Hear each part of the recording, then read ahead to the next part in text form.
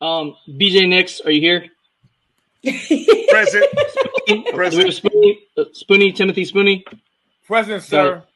Margaret and Mary. Do we have a Margaret and Mary? Yes. Cool. And the margaritas. All right. Class here. We're ready. Let's go. Yes, let's go. Okay. This is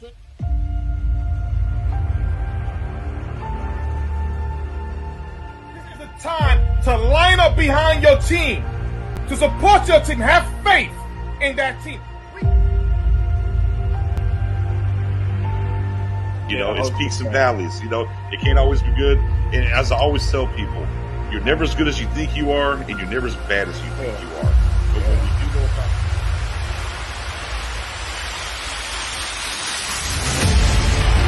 house call, Trevon Diggs, pick six.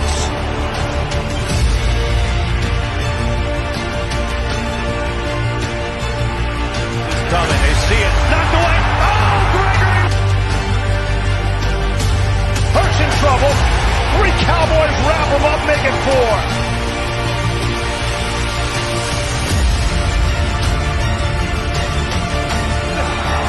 Micah Parsons is unblockable.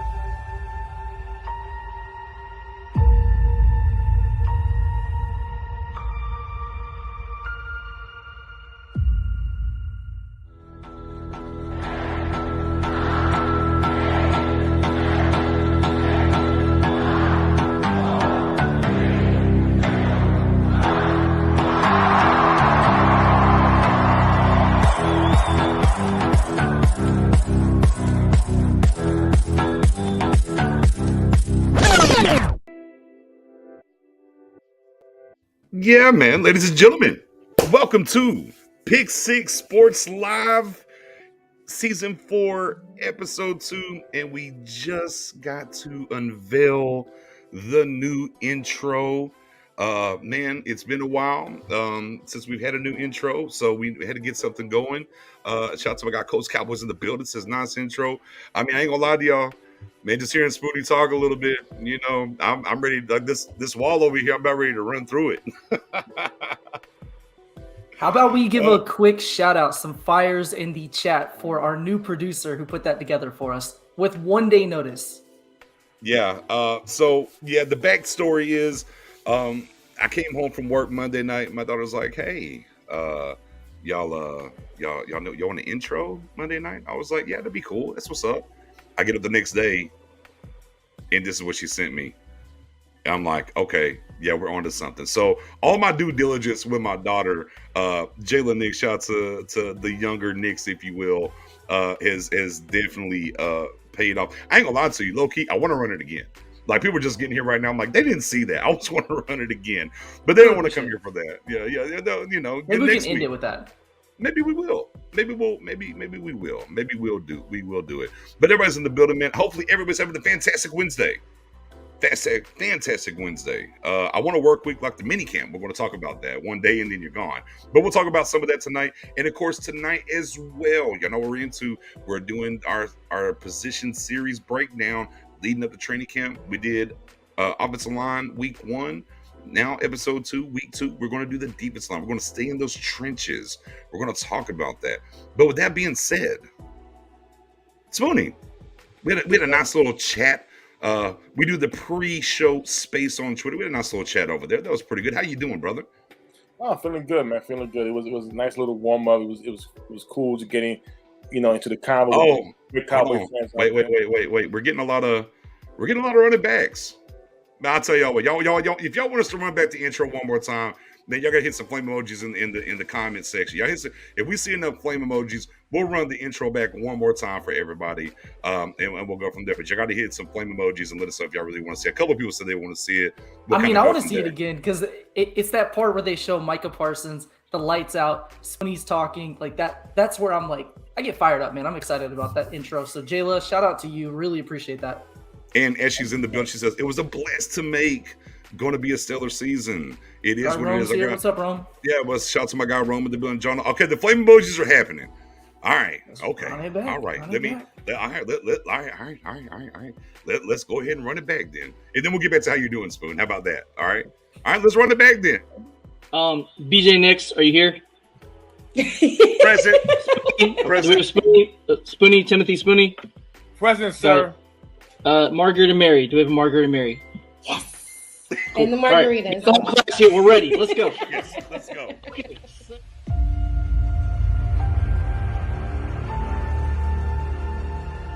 the time to line up behind your team, to support your team. Have faith in that team. You know, it's peaks and valleys. You know, it can't always be good. And as I always tell people, you're never as good as you think you are, and you're never as bad as you think you are. But when we do go about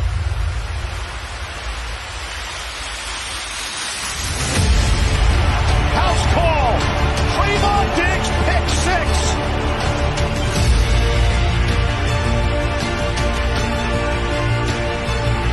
It's coming. They see it. Knocked away. Oh, Gregory. Hurts in trouble. 3 Cowboys wrap him up, make it 4.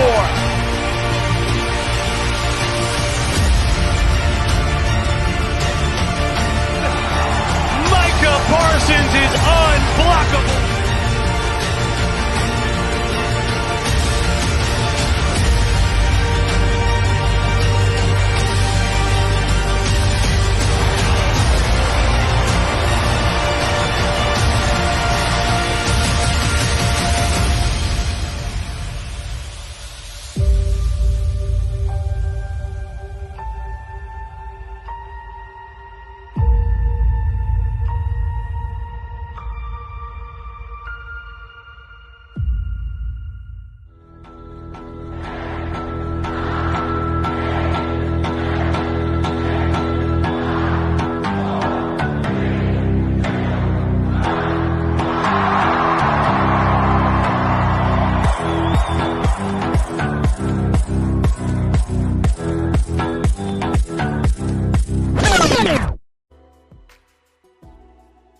You know what it is? There it is, run it back. And after that, man, you're just going to watch this episode again and go back and check it out. And as my guy, with the mask on, a prop out of nowhere. Yeah, the prop out of nowhere.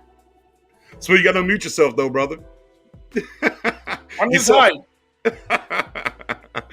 Yeah, man, you got to run it back, man. Shout out to Jayla Nix in the building, man. She made that run work for us. You know, it is what it is, man. We appreciate all the love for it. Everybody loving it. My guy, Coach Cowboy, everybody said, man, we going 15-2. We're going 15-2. Now, you know what we got to do now? You know, now the intro's fire, ladies and gentlemen. Now, we got to make sure the content's fire too, right? We got to live up. The bar's been set, Professor O. It has, yeah. So you guys can't see it because the screen's right over top of me, but I'm like moving around, getting like throwing some boxing going on, doing the countdown. I was ready. Yeah, so No doubt. Jayla definitely crushed that. Yeah, no doubt. And we got some things we're going to back in. And you know, we're trying. Season 4, man. We're trying to get even wifey approved over there watching on the sideline. What's going on, Josh and Mark? What's going on? With that being said, talking about that content, you already know what it is, brother. You know what we do. But my guy Spoonie, doing well this Wednesday, sir. Yes, sir. Yes, sir. Absolutely. That's what I like to hear. That's what I like to hear. Professor O, your Wednesday going fantastic. Yeah, it's going well. So I'm in Atlanta, Georgia. So much like a lot of you guys, it was like 99 degrees with a heat index of 185.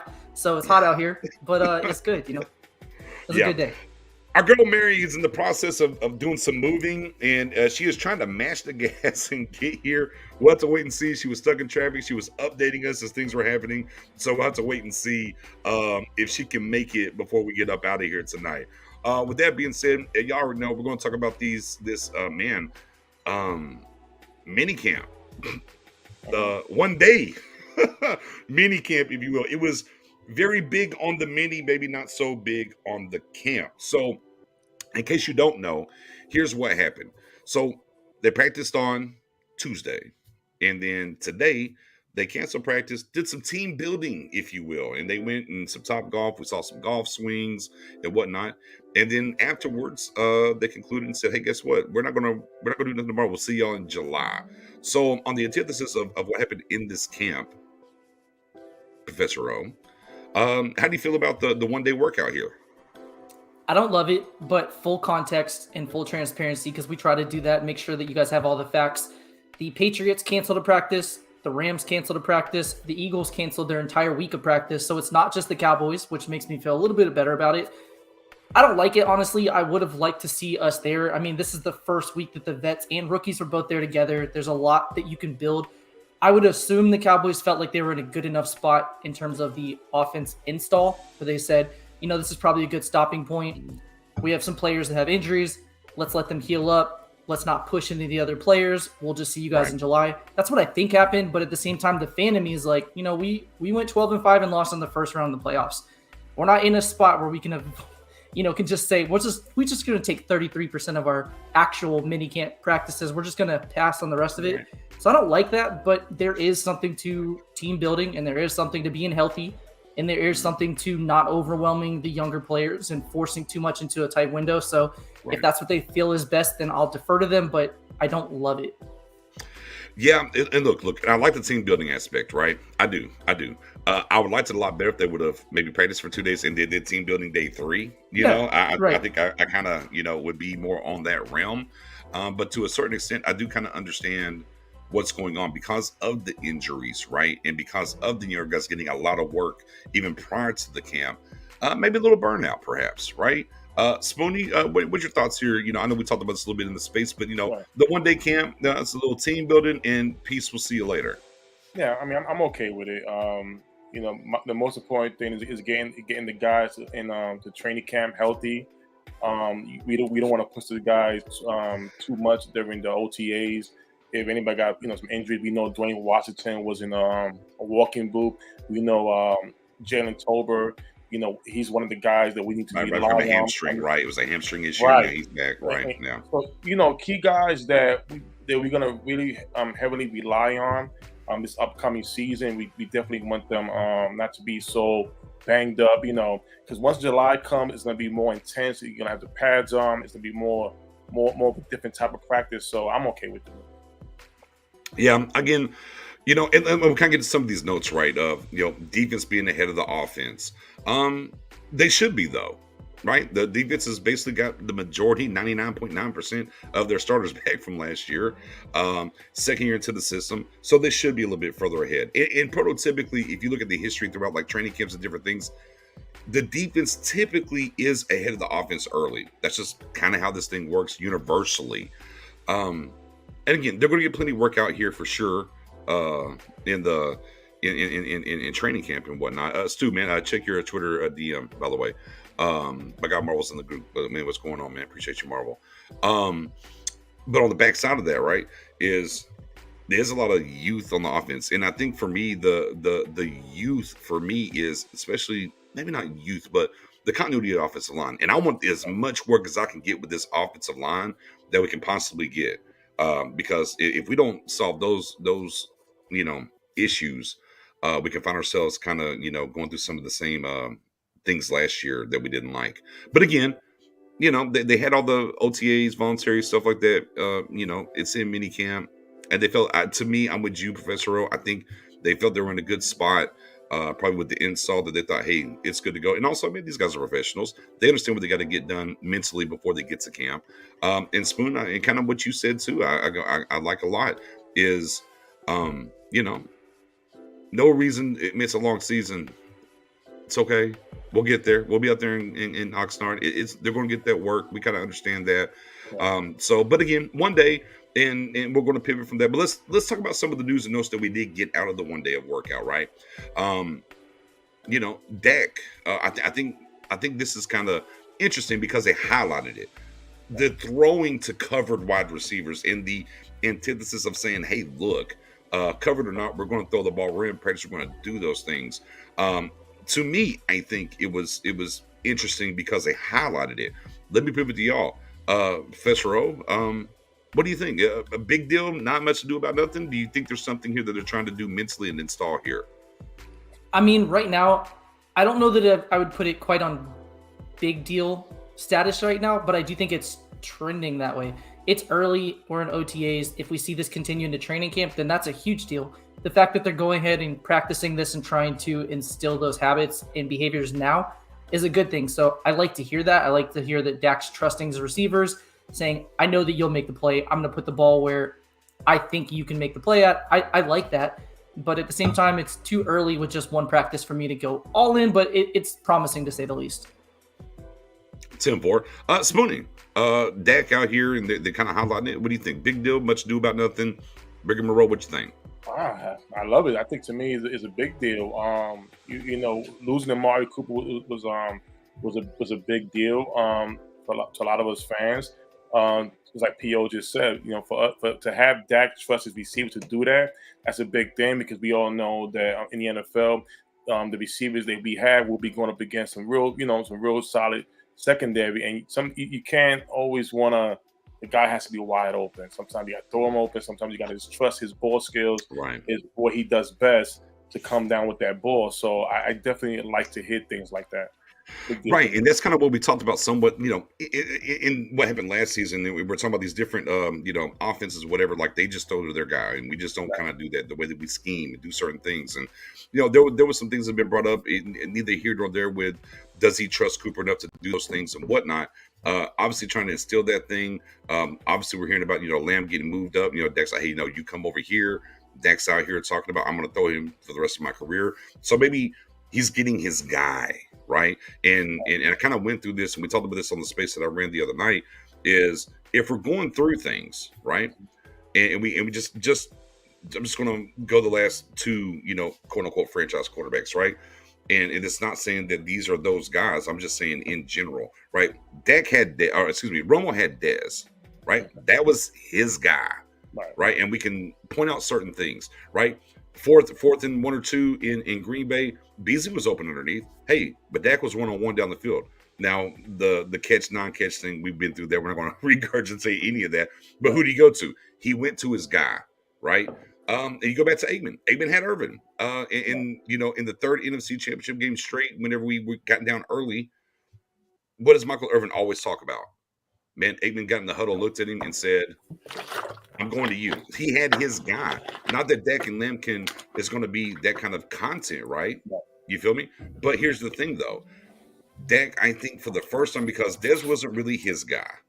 You know, they had moments here and there, but not his guy. I think Cooper was added in a bad situation because they didn't replace Dez. And I do think Cooper, look, and be clear, I do think Cooper made Dak a better quarterback. I'm not saying he helped Dak progress as a quarterback, I should say. But it still wasn't his guy.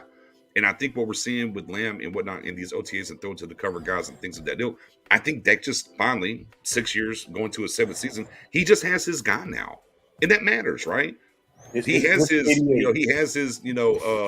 Devontae Adams, right? He has his, pivot Stephon Diggs. Like, he has his guy now, and I think that matters. Right. And real quick, my guy in the building. It's like 2:30 a.m. or something over there. Nearly 3:00 in the morning. From across the pond over there in Scotland, I got Stu. Fellas. Again. Man, I tell you what, man, the first 2 episodes, man, we had J Tuck in the building and Vonch last week. I got Stu's here week 2. Man, look, man, you just never knew who's going to show up on the show, man. Appreciate you coming through, brother. Not a problem, man. I was just like, after coming off the space there, I was like, man, I cannot get to sleep. I just want to talk football now. It's like 3:00 in the morning. My dog's pure sleeping peacefully, but like beside me, and I'm just like pure, the cogs in my head still rolling. I'm like, Dalton Schultz, CD Lamb. No, I can't get to sleep. Screw it. I think we're all the same way. We're like Tony Pollard in the slot. Like these things we're hearing about that. We don't know if we're going to actually see it, but right now it's exciting. Like, you have to kind of roll through the possibility. What's that going to look like? How often will we do it? How effective will that be? How dangerous is that? So I get it, man. Well, Yeah, and of course, as you were coming in here, Paul, and I'm sure you probably heard a lot of it. Just kind of talking about the thing that they highlighted, from the one day of minicamp was that Dak was, making a point to throw to single cover guys, no matter how they were covered at anything. Do you think it's a big deal in them doing that now, or do you think it's much ado about nothing? It's a little bit speculation at the moment. I think right now, like, it could be just, I don't know. It's, again,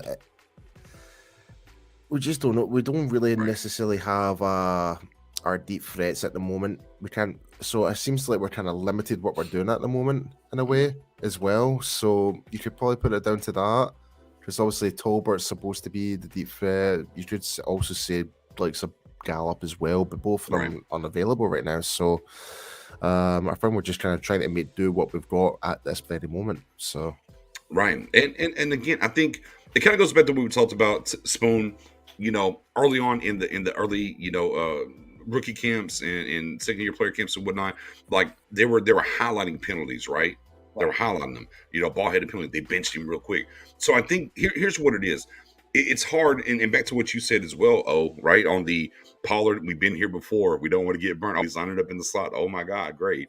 But I think, for me, I guess I'll take away this, and I'll spin it to y'all. To me, what I'll take away is how they highlight the penalties and how they're highlighting going to your guy, whether he's covered or not. I think these are, foundational pieces they're laying leading to camp and what they're trying to accomplish this season, and they're addressing it.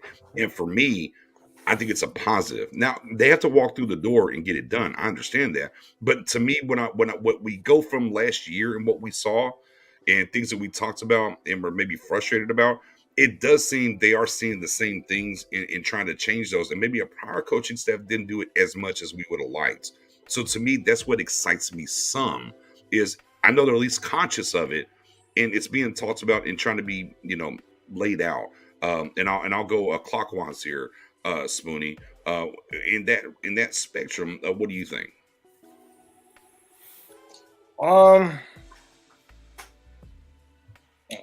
Brain gas, excuse me. Spoonie's still watching the intro from earlier. Don't worry. My God. well, Spoonie, while you figured out, Professor, I'll let you go. Yeah, no problem. So this kind of goes back to the first topic, that had we had 3 days of seeing it, I'd feel better about it. But I do get your point, though, right? Like I'm tracking there.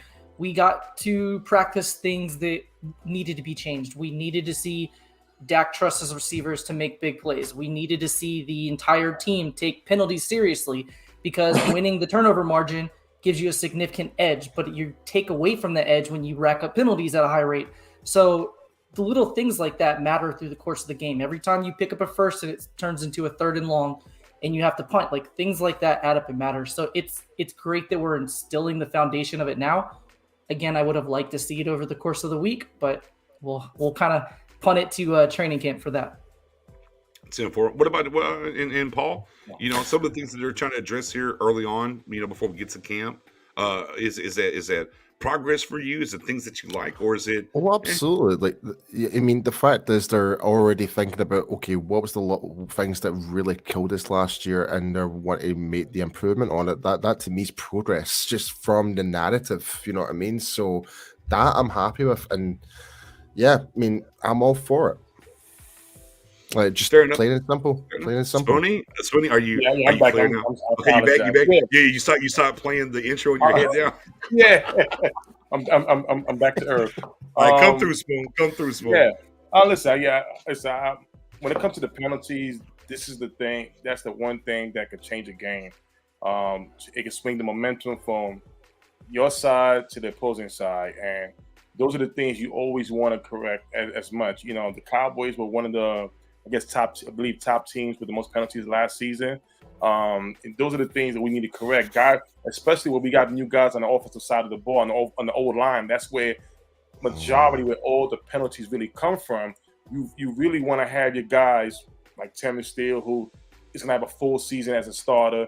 We're talking about our first round draft pick, Smith B or Smith number 2. We're gonna call him. No. Smooth. Look, we're just doing 77 and 73. 77 the Tom and Smith, 73. the Pan Pam. It's like the Pan Pam. How the coaches do it. Right. Yeah, 77 and 73. It's a big mess up too because you can't even just call him Tyler because we have the center. So Right, you kind of have to go by the numbers. I know it's like a pure like just an awkward triangle, vicious cycle, like trying to name the player that you want. Right. So just step by the number. It's the easiest way to do it. So, and especially at center, we had that conversation. We did that last week with the offensive line, with the positional, and we all expressed the situation there where if it's not Tyler Biadasz, who's gonna be? Is it Favinov? Is it I forgot the undrafted Alex Lindstrom, the undrafted free agent? Lindstrom, yep. Right. So they need to get on these penalties. I'm happy they are. At the end of the day, the Cowboys can have the momentum, and speaking of a bad call, momentum will go the other way.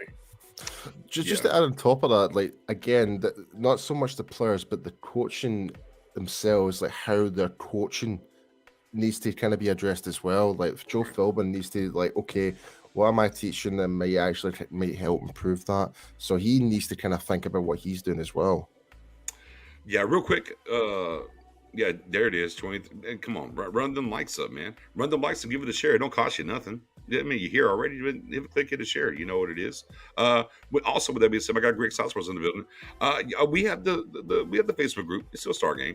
We did a little rebrand this year. It's Pick Six Sports. We're rebranding a little bit more global appeal, a little bit more moving around. And of course, all the Pick Sixes we had last year.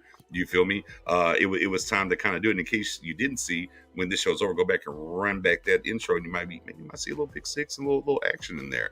You know what I'm saying? Shout out to my guy Dylan in the building. Young Dylan's in the building, saying he's doing the name. Appreciate you, brother. I like it, man. I like the new brand. Love it. Appreciate it. We want to be not inclusive, but a little bit more universal, right? And make it do what it do. You know what I mean? There it is. Yes, yeah. One Eagles fan feeling sorry. That part. All the way out there in Dubai. You feel me? But neither here nor there. Let's kind of pivot here. And first of all, we were in the back channels. We were talking, and you were kind of talking about Mike McCarthy and some of the Dak quotes. So what stood out to you on that stand front, and maybe what do you think about some of the things he talked, or maybe relate to the people if they missed what he was saying? Yeah, so probably the most interesting, buzzworthy thing that Mike McCarthy brought up was how good Dak looks this offseason. He's fully healthy. He's good to go, and said, we want to see him use his legs more. Now, does that mean he's going to scramble and run 150 times? Probably not, but it means he's going to have the green light to do that more often. They'll use play action where it's bootlegs getting him outside potentially more often. They're expecting him to be at a spot physically where he can take his game to the next level because he's progressed more and more and more as a passer each year. We're seeing him become more confident, make more tight window throws, thread the needle more often. We're seeing a lot of great things with him. So getting some of that running potential, whether it's in the red zone, it could be a little bit more of those RPO type of looks or things like that, where you utilize his ability to pick up, a short yardage situation or convert in the goal line situation in the red zone. I like that. So as a Cowboys fan, knowing that Dak feels good enough about it and the staff also feels good enough about it, like, hey, I'm back. This isn't 2021. I'm healthy. I'm ready to go. I'm going to do what I need to do to help our team win. I love that. So the fact that Dak came in ready to go healthy, he doesn't have any issues with his arm right now. He doesn't have any issues with his legs right now.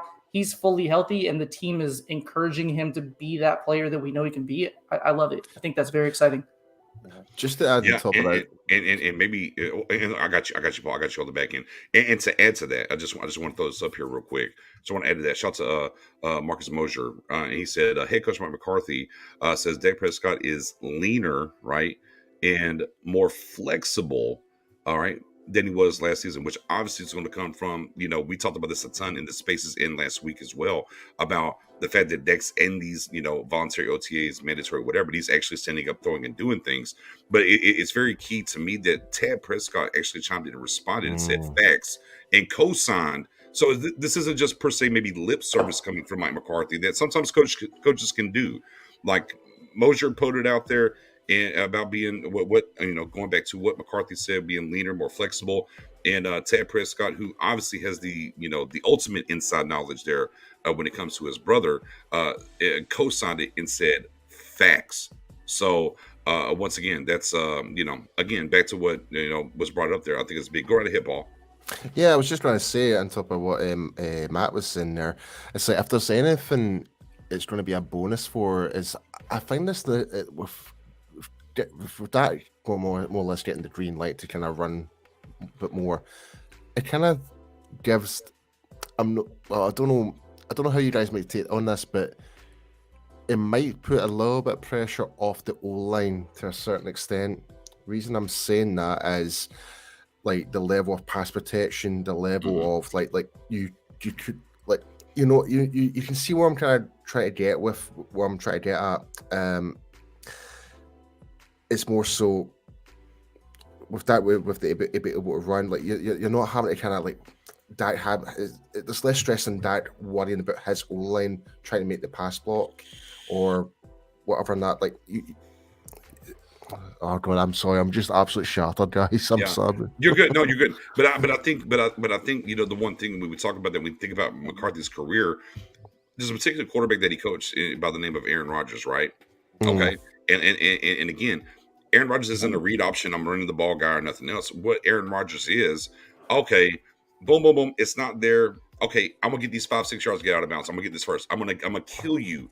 My runs aren't gonna be heavy, a la Lamar maybe and stuff like that, but they're gonna cut you and kind of just killer. Oh, it's 3rd and 6. All right, bet. I just went and got 6 yards to get out of bounds, and we're first down because y'all thought y'all played man, and I got you. And I think it's in those realms that where we want to see. I know for me, I will say that's where I want to see that the whole read option and be that kind of guy. That's not what I'm looking for. I'm looking for I'm more the Aaron Rodgers or Russell Wilson is another great example as well, because Russell now later in his career, not early, is the same kind of guy. It's not there. I'll take him off feet, and as soon as I get what I need to get, I'm down and I'm good. Right. Yeah. Like so. I finally realized what I was trying to make my point on. It's like why it's trying to ease the pressure on the O-line is based on because like the defenses are not going to think is that going to run. They might have to step a little bit back, so therefore that can actually like the run play option, whatever run up. You know what I mean? Like it stops the defense becoming more forward and putting the battering ram to that O-line.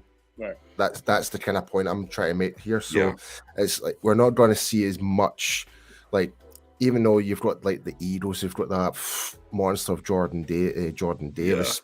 Like don't do that. Don't get Professor upset right now. Don't do that. I know. I'm sorry. Don't even say N'Kobe Dean either. Yeah, don't do it. He has forgiven me, y'all. Don't draw him back out, man. Please. But we're just saying that, like, over it. But, I know. So essentially, what I'm saying is, with that given the green light, it does kind of help the O-line out because they're not going to be getting absolutely blitzed in every single play, essentially. Well, the reason that's so important too is you get the potential of all it takes is Dak doing it one time in the game, just one 8-yard gain. Because what happens is now you have a slot cornerback or a linebacker gets caught in no man's land, saying, "Is Dak going to run? Should I let the running back stay in the flats and go after Dak, or should I go with the running back and let Dak gash us?" So you get them stuck in no man's land, and that's where the big play potential comes. That's where that safety is saying, I know CeeDee Lamb's running a go route. I know that's my responsibility, but I need to keep an eye on Dak because there's nobody there. And you get the safety caught looking and then beat him over the top. So, yeah, like Dak doesn't have to be a guy running 8 or 9 times a game. It could just be 3 or 4 times. But if he picks his timing of it and makes them pay, suddenly you have a completely different game from the mental standpoint for the defense. Quality. Don't forget your weak side edge rusher as well, because you'll be like waiting for that as well. So it'll be same for him as well. Yeah. And if his job's to contain, like you said, like exactly. He can't fully go. He has to kind of hang back, and that gives him the extra half second he needs to find a receiver. Which helps the offensive line. And look, and here's the thing about it, and where we had to really kind of come to a little bit of a consensus, if you will. I think it just speaks volumes about we understood, and I think we understood, like the fact that Dak came back from the injury as quickly as he did was nothing short of a medical miracle. Be clear. His foot was in a different direction. Right. And then two, well, let me get there, Paul. Let me get there. Let me land, Paul. Number two is the fact that we're that far removed from it means no matter where he was last year, he's just more healthy. And things he's able to do and bring into his game again and do certain things, it just kind of matters. And I kind of go back to this one particular play right against the Falcons, where he decided to take off and run, scored a touchdown. He got a beast it on the guy, right? He's like, and the sideline noise was, yeah, I'd let him know I'd still do it. That's what he said. Now think about that for a second. I'd let him know I'd still do it. And then the Cowboys, as an organization, said, yeah, fam, that's cool. You're done for the rest of the game. They kind of understood maybe a little bit more in-house about the injury, where he was, different things, as compared to where he's at this year moving forward. And I think it just does matter. And sometimes when we get talked into the transition of what this team's going to be and we're into the season 22, I just don't think it's been highlighted enough that that's even further removed from the injury. And you're going to see a different Dak in those realms going into year 7 than what you saw last year coming off of a major injury and the shoulder stuff. You know, a lot of times when you get major injuries and you come back to play, your mental takes over where you second guess yourself. Should I run? What should I do? Should I slide? X, Y, and Z. And we all know the impact when he had that injury. You know, it was just bad. To come back and say, look leaner, more flexible, it's amazing. Just like P.O. said, it takes one time for Dak to run. Dak has about, I believe, over 24 touchdowns in his first 5 years, 300 rushes. Now, on rushing yards, and he's averaging 5.1 yards. Now, 5.1 yards, that's a lot. Right. It keeps the drive going. It makes it easier. You become another threat on that field. It freezes the defense and what you're going to do. So, just for Dak to say that, it should be great for Cowboy Nation to feel good about this upcoming season, him becoming him again. That's the main thing. Because the year before last, before the injury, those first 6 games, he was balling. Right. He still had the top yards. And we'll like, yeah. He still was leading the NFL in yards. MVP they were talking about. And I think we're going to see that beginning this season. Lex, I just want to say, like, you made the comment about miracles and stuff like that in terms of like how he come back and that. We all need to remember the amount of effort the Cowboys medical staff have done with not just that, but several amount of players who should have not even played the game. Like, for example, former Cowboy Jalen Smith, who should never actually return to the field, but he still managed to come back, still managed to make an NFL career. Like, there's talk about Michael Gallup making a comeback quicker than expected. So, like, how about it just Zeke? showed. Like, to your point, how about Zeke? The amount of pain management that they had to do last year. That running back with a torn PCL, give anything. You can say he shouldn't have played or not. The fact is he did, and the medical staff basically pulled off a borderline miracle to get him to be in a position where he could give anything at all at that point. Hold on. Hark, Spoonie, hark. Sanford, I'm coming home. It's the big one. I just literally heard Professor O have some nice words for Zeke. Yeah.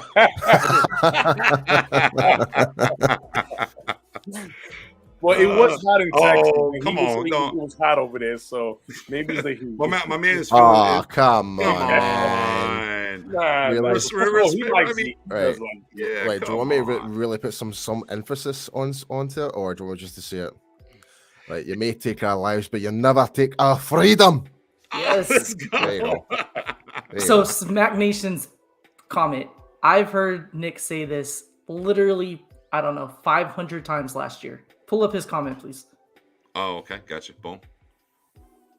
I don't want to see the Cowboys start the first drive off with a run.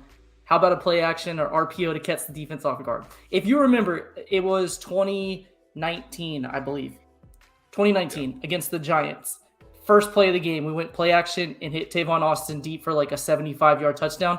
Never did it again. Never again. No, we're done. One time, we're done. It doesn't have to be a trick play.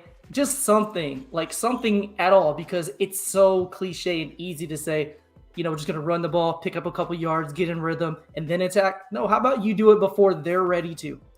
They haven't seen anything yet. Try to catch them off guard. Yeah. Play action on Betsy, first play of the game is huge. And the other thing too, and you've talked about this a ton, and we've had these conversations, and you bring it up a lot, especially on Twitter. You don't have to run the ball well for play action to work. Right. Statistically, it's there. You got articles about it even. Right. Yeah, it's just one of those things. The threat of a run forces the defense to stay home. It doesn't have to be a long time. Just a split second is the difference between slipping that slant route right behind where the linebacker was supposed to be. Right. Like things like that, or your dig route, or your comeback, or whatever, where the linebacker can't drop because they had to trust the threat that the run game may be there. And again, it doesn't take a lot of time. And the thing about play action too is, from a statistical standpoint, the first time you run play action in a game, the 5th time you run it in a game, the 15th time, and the 25th time, it's equally effective. Your odds of converting for a first down on play action, literally 25 times in a game, is the exact same as the first time. It's not the exact same. It's like a 0.03 difference. But I mean, man, I love it when you talk dirty when it comes to figures like it ain't rocket science. So it ain't rocket science. So for those that are new here for season 4, if you wasn't here last year for season 3, this channel and this content is very much team. Never run the ball on first down. Just want to let y'all know. Let me get that out the way. Let me clear the air. We are anti-run the ball on first down until you're up by 3 scores, 4th quarter. Sure, run it in. Early in the game, hell no. It's not time. By the way, Professor O, you got to plug. You got to plug the can. Come on, man. You got to plug the can. What you got? The can? Oh, yeah. So today, kind of sticking with the spring summery beers, I went with a... Ain't no spring. I can't do it with the green screen. The green screen. No, it's okay. Sweetwater Brewery. It's an IPA. Nice, refreshing beer. That's good. That part. Back on course on the mini. See, Paul has something too. Yeah. Paul, what you? Well, I was drinking earlier on. So this is a Scottish beer called Brewdog, and it's called the Lost Lager. Okay. I like it. I like it. I like the can art too. It's nice.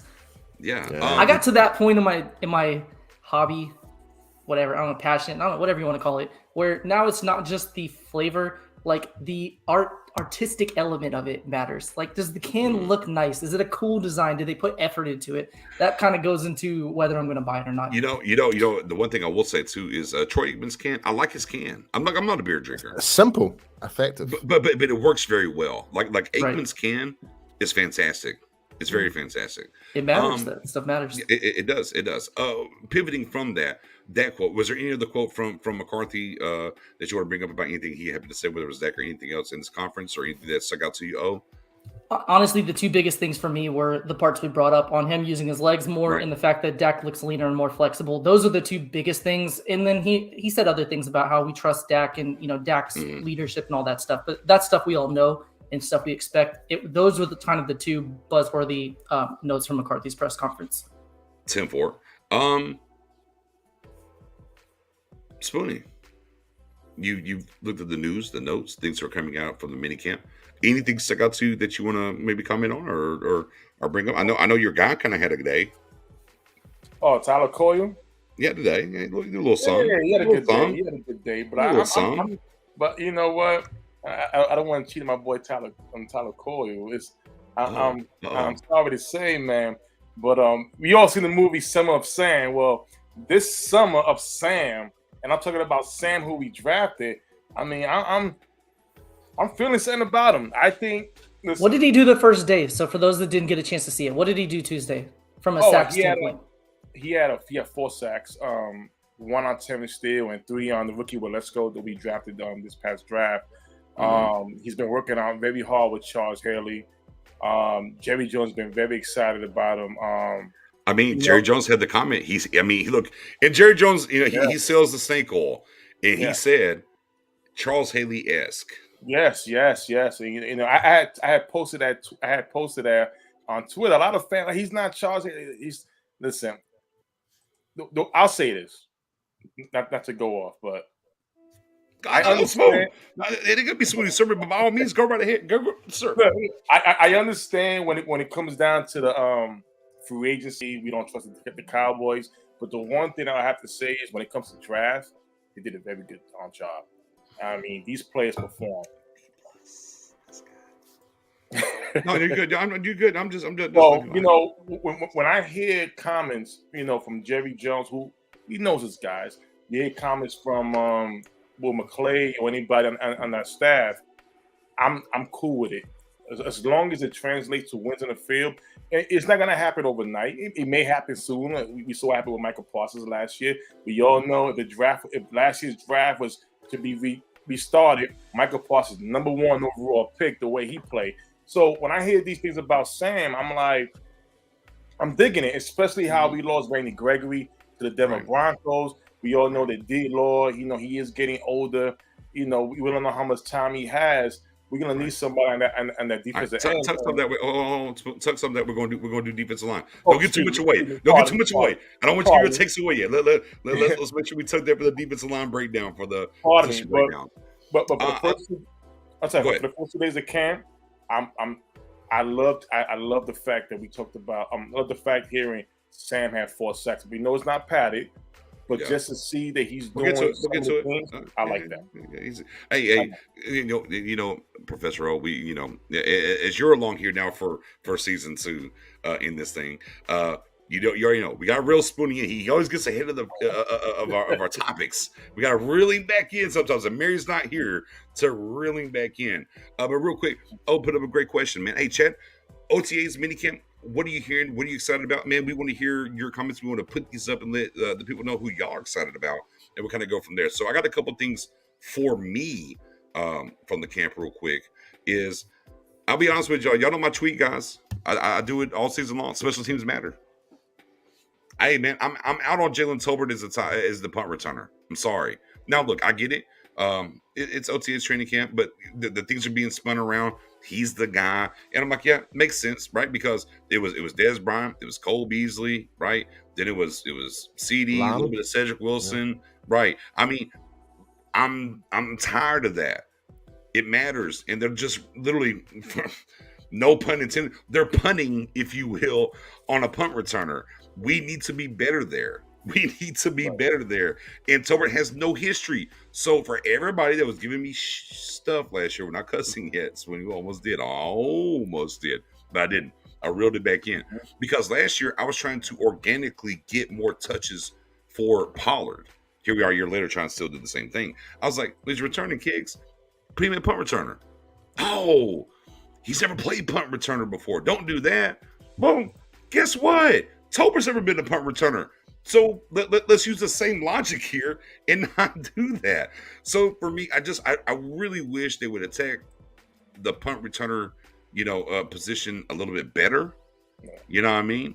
And of course, no. Yeah, Lamb's term is done. He's done his tour of duty, if you will. And I had a conversation with some different people around the way, and they're like, "Oh, well, they're just scared to do this because of this or whatever." I'm like, "Bro, Lamb was returning punts last year." But but that's because, and then I was told that was they had Cooper and Gallup. I was like, brother, Gallup got hurt halfway through week 1. It was gone forever, and he was still returning punts. I'm like, they're not scared to do it. This is just, to me, their philosophy of it, and I don't like it personally. That's one thing for me. Number 2, I do like the fact that we're seeing 73 get some work at left tackle. That's going to be intriguing as we get to camp and see what that matters and what happens. And is he end up going to be forget if, right? That is when. When 77, When 77 gets hurt, is he going to be the answer? Is 73 going to be the answer? Record says for itself. Record speaks for itself for 77. Oh, speaking to not that Matto, one. I'm cool with that too. I'm cool with that. But I was talking about CFO. I got text tweet. Yeah, so Dontario Drummond is a guy I could see him making the final 53, especially with Gallup out, because of his ability to be a return guy. The way that he was used in college, if you look at his stats, they're impressive. If you watch his film, he was used in a weird way at Ole Miss. So he looks like a running back playing wide receiver.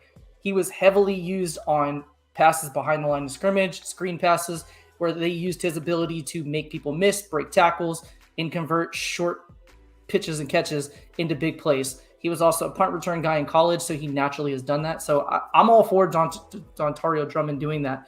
I like Tux, but we can talk about that later. Yeah. If he's not getting on the field, if he's not on the top 3 corners on the roster. He was a If he's going to be five-star on the roster, prospect why in not? high school. Yeah. In I mean, high he's school, not- I know it's high school, but he did in high Here's the school, and thing. he was not a safety. So if you can utilize him Look. as a return man to get him on the field, I do mean, it. look, I'm just going to keep it a buck. Let me put it back up there one more time. I don't know if he's on your 53. I'm just going to keep it a buck right now. I don't know if he's on the 53. 1, 2. I don't know if he's going to not get. I think he's going to get suspended for significant time. But neither here nor there when it comes to him. And that kind of goes back to some things that you heard. And you kind of put me on point when A to Z. He was over there, Kyle Humans, and some of the things that he said. Interviewing with Sky. For those that didn't get a chance to see it, shout out to our guy Skywalker Steele in A to Z Sports. On the morning show today, he had Kyle Yeoman call in, and one of the players he talked about was Kelvin Joseph. And he said he's a guy being a second-round pick that they've invested in, that they want to see walk through that door. But unfortunately, for various reasons, he just hasn't gotten on the field very often. That's a concern, meaning various injuries, sicknesses, personal matters. Last offseason was the same thing. He just misses a lot of time. So when you're a young guy and you're not high up in the pecking order and you're working to make yourself that guy in the depth charts, probably need to make sure you don't miss practice. Whatever you got to do to be out there, you got to be out there. Right. So a little bit of a concern. I mean, we'll see how it goes at training camp. But I'm gonna tell y'all now. Well, actually, let me not do that yet. Let me pivot here. Right here, we're gonna wrap up. We're gonna close up. We're gonna close up the OTAs and the one-day mini camp and some Top Golf, and we'll see you in July. Is where we are. That's where it's at, right? So I'll let y'all put a bow on it, guys. I'm gonna spin around, let y'all put a bow on the OTAs and the mini camp and everything that we've heard post draft till now. Obviously, the it's set. We'll see you again in training camp. So, Paul, put a bow on it. Your thoughts of everything that's happened thus far, OTAs, mini camp, and everything else. Still a lot of things as well. Still few OTAs and that, like everything's kind of run as it's smooth. Obviously, within the last day, there is like the reports saying it's been too hot, and that's why they kind of like took a week day to kind of go and do their thing with the team bond and stuff like that. I get that. I suppose that is quite fundamentally important. Get all the rookies involved, get to know the players, or get to know them as people rather than players. Like get to know the person who you're going to be working with. You know what I mean? So I'm all up for that, but I kind of mentioned this earlier on earlier on the space. Like I'm at that stage where I just don't want to make any comment till I see it, like everything live in action on week 1. If you know what I mean. Like I'm being very reserved this year. Yeah. 10-4. Put a bow on OTAs, minicamp, the whole 9. Yeah, there's a couple guys I want to talk about really quickly that did get shout out and attention from Michael Gelkin, Kyle Yeomans, and some of the guys that were out there. A guy that I didn't put much thought into as an undrafted free agent, Isaac Taylor Stewart. He's 6'2", 205, ran a 4.4 240, played at USC, went undrafted, gave up a lot of big plays in college. Apparently Tuesday, he showed up multiple times. He had a pick 6 in the red zone. They said he looked good in coverage. His speed and size showed up. So he may be a guy that maybe we put a little bit more attention to as we go to training camp. Another guy is Sami Fijoko. Last year, he was one of the fan favorites coming out of the draft. People had a lot of expectations, and he had a hard time separating. That was the concern. Rookie minicamp, had a hard time separating. Vet minicamp, hard time separating. Training camp, no separation. Season starts. We don't see, or preseason, we don't see much out of him, a couple catches here and there. Same story. And then the course of the season, he just didn't get any playing time, even with Amari Cooper missing time, Michael Gallup missing time, CeeDee Lamb missing time. So then the thought was, maybe he's a lost cause. Maybe he just was one of those 5th-round picks that isn't going to live up to the hype. He worked out with Dak a lot this offseason, has had a mixed bag, but mostly good according to the people that were there and saw him in practice. He is separating more than he did last year. Although Kyle Yeomans pointed out a specific play where he did a double move on Anthony Brown. AB completely bid on it, and he had 2 or 3 steps of separation and then dropped the ball in the end zone. Kyle did say it would have been a tough catch, but it hit him right in the hands. So that's the type of play if you're a young guy trying to go from wide receiver 4 or 5 in the depth chart, trying to say, hey, Gallup's out. I have a chance right now to grab hold of a core spot on the roster where I can get playing snaps. You got to make that play. especially as a receiver, and I'm sure that's a play he's going to want to get back. But it is encouraging to see that he is making strides in terms of separation, so it looks like that offseason work's paid off. So I'm more excited about him now than I was 2 weeks ago, based on the recent buzz. Another guy I wanted to bring up because Spoonie didn't mention it, so I'm going to jump all over that. Tyler Coyle is a guy that is a very intriguing prospect. He's, I believe, 6'1", 215-ish, and ran a 4.3, 940. Went to UConn and was a safety, transferred to Purdue. This was when COVID happened, so they only played 4 games that year, and he converted to linebacker.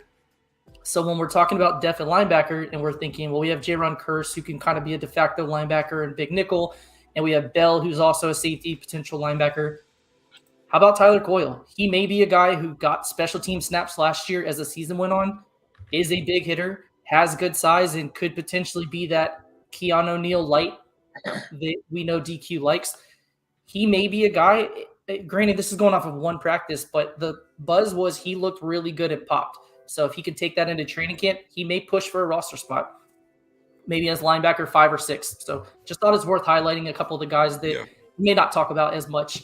And then the last guy was TJ Vasher. Steven brought him up. So Vasher's size is appealing, obviously being a 6'5", 6'6". 6'5", 6'6". Yeah. He's not a big guy. He's like 215, so he's thin. The thought was he's a guy that can make highlight reel catches, but maybe a little bit weak for the position from a body standpoint. So while he's tall and could potentially be a jump ball receiver, he kind of struggled in college with contested catches just because of his core strength. But it looks like he's paid off. So he got a lot of snaps with the first team offense, especially with having some of the receivers out.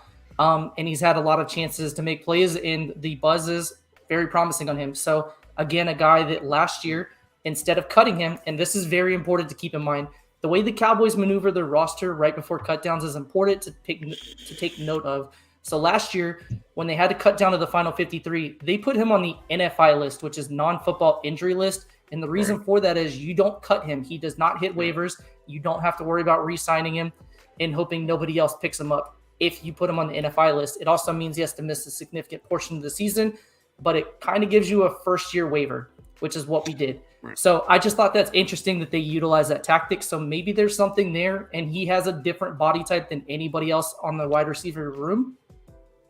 Just interesting. So he's another guy, too, as we get to training camp next month. Maybe pay a little bit more attention to him than what we thought. All right, Spoonie. Well, the title of what I'm about to say right now is dedicated to Jay Tuck, CFO Sports. How you doing, Jay Tuck? It's Mr. Nasty Time, right? Well, that was one of the things the Dallas Cowboys wanted to address this offseason. I know myself and BJ Nix and others who was at that 49er Cowboys game. The one thing that we could definitely say is not scheme related, it's nastiness. Attitude, who wanted it more. And that was one of the main things the Cowboys wanted to address this offseason. And they pretty much had that with when they drafted Tyler Smith in the first round. He's a nasty player. Sam in the round 2. BJ Nick's spirit animal. The vanilla gorilla. Yeah, let's go. Mr. Ridgway, who set the tone in throwing hands with Josh Ball, who we drafted by GR. So, and another encouraging news, Marcus Bell.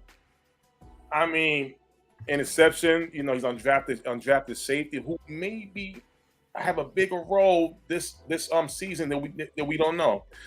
Playing some safety and some linebacker. So they got some real nastiness on this team. The one thing that I did read was Zeke Elliott and Zach Martin. There was definitely conversating, talking to the team about that 49er game. So a lot of times where I always say, in order to get away from the bad memories, we got to create better memories. And I think this Cowboys team, for what the kind of guys they brought into this team, for this Mike McCarthy team, I really do think they're gonna want it there, set the tone, and change that memory. Let us forget the Niner memory and bring out some very good ones this year. Again, nastiness. And I have a feeling going to camp, it's going to be more than one fight that we're going to have, more than one brawl. and that's a good Easily. thing. That's a good thing. That's a great thing. Absolutely, it's competition. Yes. Yeah. And Tony Romo said that if you have competition, it will bring out the best out of the players, and that's what we need on this football team. So yeah, I'm and they're open to that, right? I think I hate to reuse a Jason Garrett quote. Fight. Yeah, okay, little fight. Here's the thing. I'm gonna spin it around real quick, and then we're gonna pivot over here to this defensive line, and we'll get to that before we get out here tonight. But I'm gonna say this. I don't think Sami Fijoko makes the team. Oh. Yeah, I'm saying it right now. Card it, clip it, do what you want to do.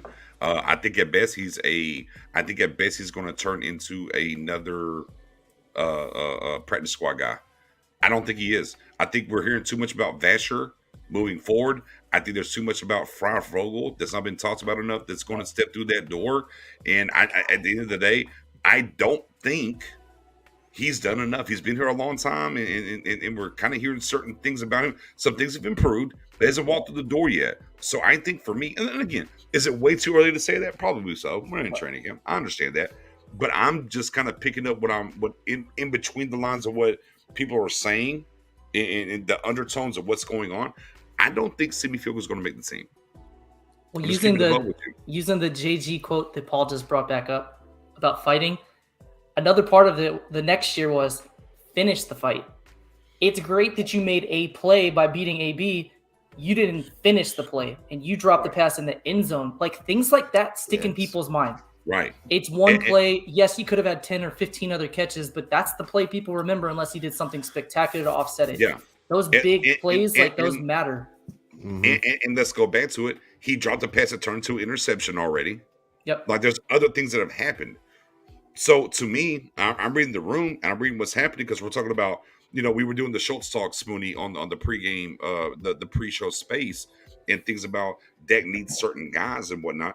I don't think Sami's the guy. I'm sorry. Look, I'm not saying he's never going to walk through the door. I'm not saying that at all. Because, look, trust me, I want him to walk through the door. I don't think it's going to happen this year. And I think what I'm hearing about Vasher, I think matters. I think there's a reason. Now, could he be the nation runner from last year's, OTA and minicamp? He could be, right? Because Vasher was setting the world on fire then. We got to camp. Things got a little bit different. And things could happen there. I understand that. But here's the thing, though. You're in year 2, Simi. I need you to be setting the world on fire in OTAs against rookies and in mini camps, right? I need you to set the world on fire right now. And you're not. We're not to camp. So that gives me pause. Look, I don't think and when I say he's not going to be in the 53, I don't think the Cowboys are going to jettison him per se, but I think he's a practice squad guy. Because they can put him on a practice squad again. They can protect him. It is what it is. And I think it really hinges on Fryfogle. That's Big Fry. I'm calling him Big Fry from now on. Big Fry in the building. If you will. That's the mountain question is the quote I'll always think about Ty Fryfogle when they do the trivia where they ask players as they walk off the field, what's your favorite mountain? And he couldn't name one. Do you remember that? The Mount Everest situation. He was like, yeah. Go ahead. Yeah. No, sorry. The question was, name a hill you would die on. And he didn't understand what the quote was. And he said Mount Everest or something like that. Real quick, I do want to point out to Smack Nation, this is my fault. I should have explained this comment slightly more when he said, so we're going to overlook the AB got beaten on a double move by Simi. Kyle Yeoman said it was surprising because he was completely in every receiver's pocket the entire practice. That was the only play that he gave up, and they said his coverage was super tight. So it was kind of surprising that he bit on that move like that. He had good practice, so just pointing that out there. Yeah. And look, let's be clear about AB real quick. Outside, if you take Thanksgiving Day away in the Bucks week 1, AB had a good season. Let's be clear. Right. Take those 2 games out, pretty good season. But again, so and look, and Paul's got a great question. I'm gonna get to Paul's question here in just 1 second. So for me, just a couple of things because y'all talked about a lot. So I'm gonna highlight a couple of different things. Again, I don't think Simi is in there. Look, I don't want to get too far because I know we're going to do the wide receiver breakdown or whatever, and we'll get there, right? With that being said, Spoonie, you brought it up. The Vanilla Gorilla. Yes, sir. You know, I mean, I told y'all out the gate when he says I'm trying to break necks and everything. I said spirit animal. That's where I'm at, and I'm excited. And I'm excited. Look, the fact that he's already in a fight ramps me up even more. I'll be honest with y'all. You know what? You know, it just does. You know, I mean, you're already not into the heat of camp and anything else with pads on, and you're ready to fight. Sign me up. Sign me up, because again, and the reason about it is this run defense last year was much more exceptional when Brett Urban was there. Right. And once Urban left, look, I wish we would have brought Urban back. I'll be honest with you.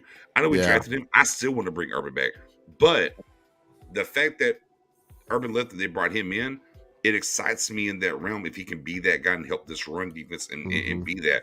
And I like the attitude that he brings, because when you talk about defense, I think you gotta have attitude. I just do. I look from a guy who played defense. Yeah, I mean, I was a tight end too. I brought some attitude over there as well. But from an outside linebacker / DN guy, the attitude matters. Professor O, you play, I mean, you wide receiver out there in college and everything, right? The attitude kind of matters. It does. Well, that's something we talked about with wide receivers, because that was a position Cowboys fans looked at as a potential pick at 24. That matters. Like, this is not a knock on Amari Cooper. I guess it is a knock on Cooper, to be fair. But it's not. I don't think Cooper's not a good receiver, but there is something to having that. I don't care what the situation, throw me the ball. I don't care if it's on a blocking play. I'm going to exert my dominance against this person. That stuff matters. Having a guy who has that alpha mentality on the wide receiver, or the dog mentality, you're talking about defense, like that stuff matters. There's something to that. And also why that matters is if you have that defensive tackle who's clogging up the running lanes and forcing things outside and getting in the offensive lineman's head because they're getting frustrated with him because maybe he's slightly dirtier, a little bit more physical than what they're wanting on this play. Suddenly, that's where illegal hands to the face, 15-yard penalty to help the Cowboys. Things like that come because your frustration. I knew exactly that's where you were going with that. We saw it we saw this on the flip side with Dez being that feisty receiver. He did that to defensive backs. However, the Redskins had, Bashad Breeland did it back, and D'Angelo Hall both were able to get in Dez's head at times, and he was so focused on beating them and trying to make a play that he started dropping passes and making mistakes. Things like that happen as you start to get rattled in a game. And if you have a guy with that personality, especially in the middle, it can impact a lot of other stuff on the defense. 10-4. But and again, and my bow on the top of this for me is this: they're playing offensive linemen all across the board in multiple positions, and the biggest key for this, for me. The biggest key of right now and into training camp is solidifying what this offensive line is going to be. Yes. And it starts at center for me. But again, the fact that they're doing a whole bunch of different things right now with the offensive line is encouraging. I think they're going, and I said it episode 1. I'm going to say it episode 2. Joel Philbin year 1, yes. Show me that guy. Joel Philbin year 2, sir. Here's your walking papers to a certain extent. So we need Philbin to be more year 1 Philbin than year 2, and that's my bow so far as we're checked out till camp in July. With that being said, Paul, you had a question. By all means, throw it out there. So you've talked about like a practice squad, and we just talked about the O-line. How about Mr. Isaac Aracorn? What do we see the future for this individual? Okay, I think. Look, obviously, tackle. Okay, I'll go. Yeah, go ahead. Go ahead, though. Yeah, I'll be quick, but I think the fact that they have the exemption again may actually hurt his cause. Yeah, because originally it was supposed to be a 2-year exemption, which would mean the Cowboys would have to do something with him this year. Now they don't have to do something there. So that actually may hurt him. It may be counterproductive. Maybe in the long term it helps his development, but at the same point, if you're 3 years in and haven't played a single game yet, the team's going to eventually say, we have to find somebody who can play right now. So it could hurt him because having the international players exemption means he will not take up a roster spot on the practice squad. Practice squad, yeah. But he would take a roster spot if he makes your 53. So that's where, if he gets promoted, So right, but I think the thing though with him is right. Year one was a tackle. Year two, last season, he's more guard, of a, I would say he's more of a guard now. They put him in the guard, and look, and I think if we dial up the tape on him in preseason, I think he had moments that were really good at guard. I really do. Yeah. I think he was much more, and obviously, I mean, he had a whole year in the system, so he was much better at guard than he was at tackle. Back to O's point, I think here's the thing with the Cowboys: it's international. They're trying to grow the brand internationally and whatnot. So I think for me, with and again, it's not about having to put him. It's not about trying to put him on the practice squad. It's a full exemption. They don't have to worry about the practice squad. Am I wrong there? Am I missing that? Right? Because the exemption only the exemption only counts if they're on the practice squad. So you have an additional practice squad spot. But if he's on the 53, it does matter.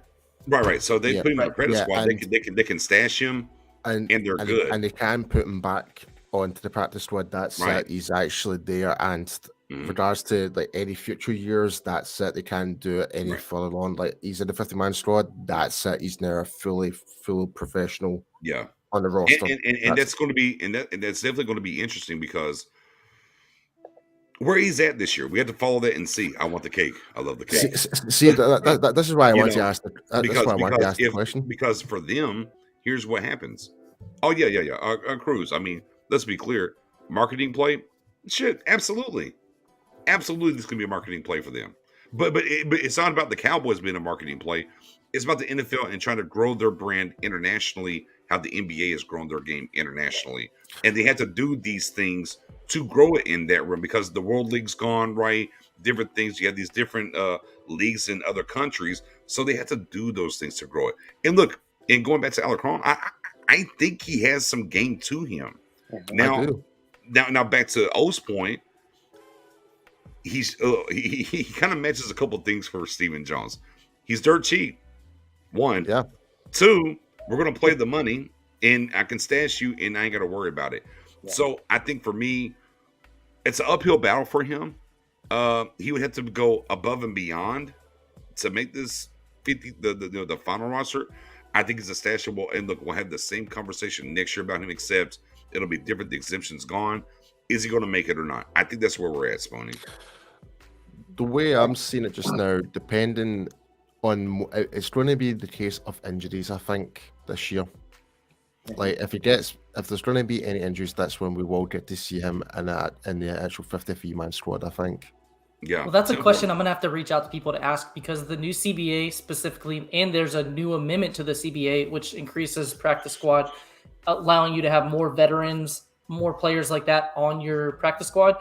Right. With him, they also increased the number of practice squad call-ups you can have or game day call-ups you can have with the practice squad player before you have to release them. I don't know with him having the exemption if he's even eligible to be called up or not. I think, and this is just what I'm reading, I believe if they call him up, it takes the exemption away. But I need to confirm that because it doesn't specifically say that. So I got you. I believe that is the case. Like any type of call-up that's set, that's what I think. Yeah. But it doesn't mention that anywhere. So that may be something where they just haven't had it happen yet because the International Pathway Program's not that old. So maybe it just hasn't happened yet. I don't know. I'll have to reach out and see if that's the case. But I do think if they call him up at all, he's not eligible to be back on the exemption. Yeah, the only case scenario I could think of is actually Effie Obada, because obviously he was with the Cowboys originally.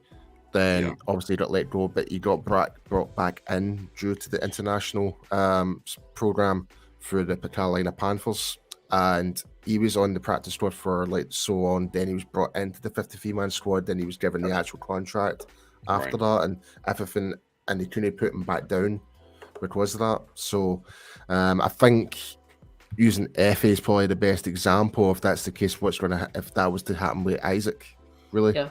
Gotcha. That's good. Makes sense. Real Thank quick, you. Let's ask this question here. SmackDown Podcast 2.0 in the building. Salute. Says, what percentage y'all give Tristan Hill to make the team? Spoonie, hold on. quick percentage, because that's a great segue. See, he don't even know. He actually helped us segue into the defensive line that we're doing. So real quick, great question. Real quick. Quick percentage, and we'll get into it. Quick percentage. Spoonie, percentage of Hill. I was wrong the last time. Oh, okay, go for it. I don't want to repeat it, so I'm going to say 60%. 60%, he will make the team. Okay. Professor O, what percentage you giving Tristan Hill making this team next year? Yeah, I'm way lower. I would say like 10%. 10%. Oh, Paul, are you in between 10 and 60? Are you lower? Were you higher? Where you at? I'm actually kind of more or less buying on. I'm saying 40%. Okay. 40%. Okay. I think we're going to talk about it. I'm going to start here. I think. Hold on. We got some answers in the building. 5% from my guy Eddie O. Jeremy, 0%. Come on, bro. It can't be 0. It's at least 1. Supermod in the chat on the YouTube channel. My guy Mendoza, he backdoored with the 5%. Trading to the Raiders as a lock-up players. And Joseph says 9%. 9%. That's very specific. Here's the thing. I just let's get into it. Oh, Chris K. Let me give a guy Chris K in here as well. Jay Tuck's going to try to join us from Dubai here shortly. It's going to be interesting. We'll see. He's going to be. I bet you he's going to be on a beach or something like. I'm sure he is. Yeah. He's going to rub in our face. Yeah, and it's like that's okay. And it's like 4 a.m. here. Yeah.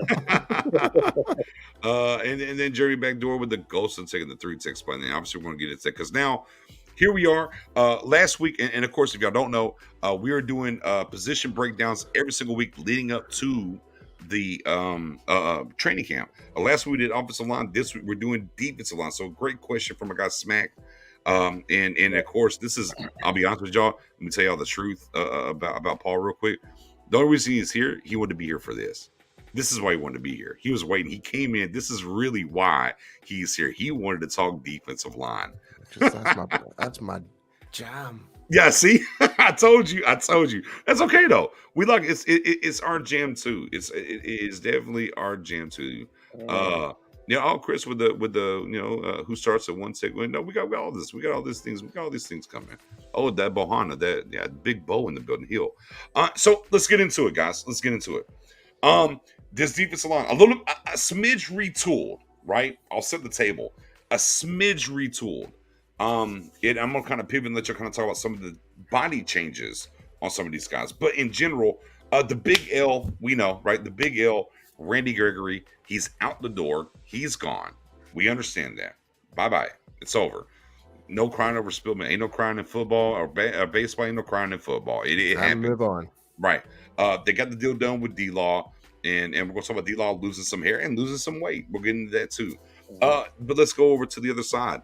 So, obviously, they drafted Spoonie, had to reel you back in earlier, had to reel him back in.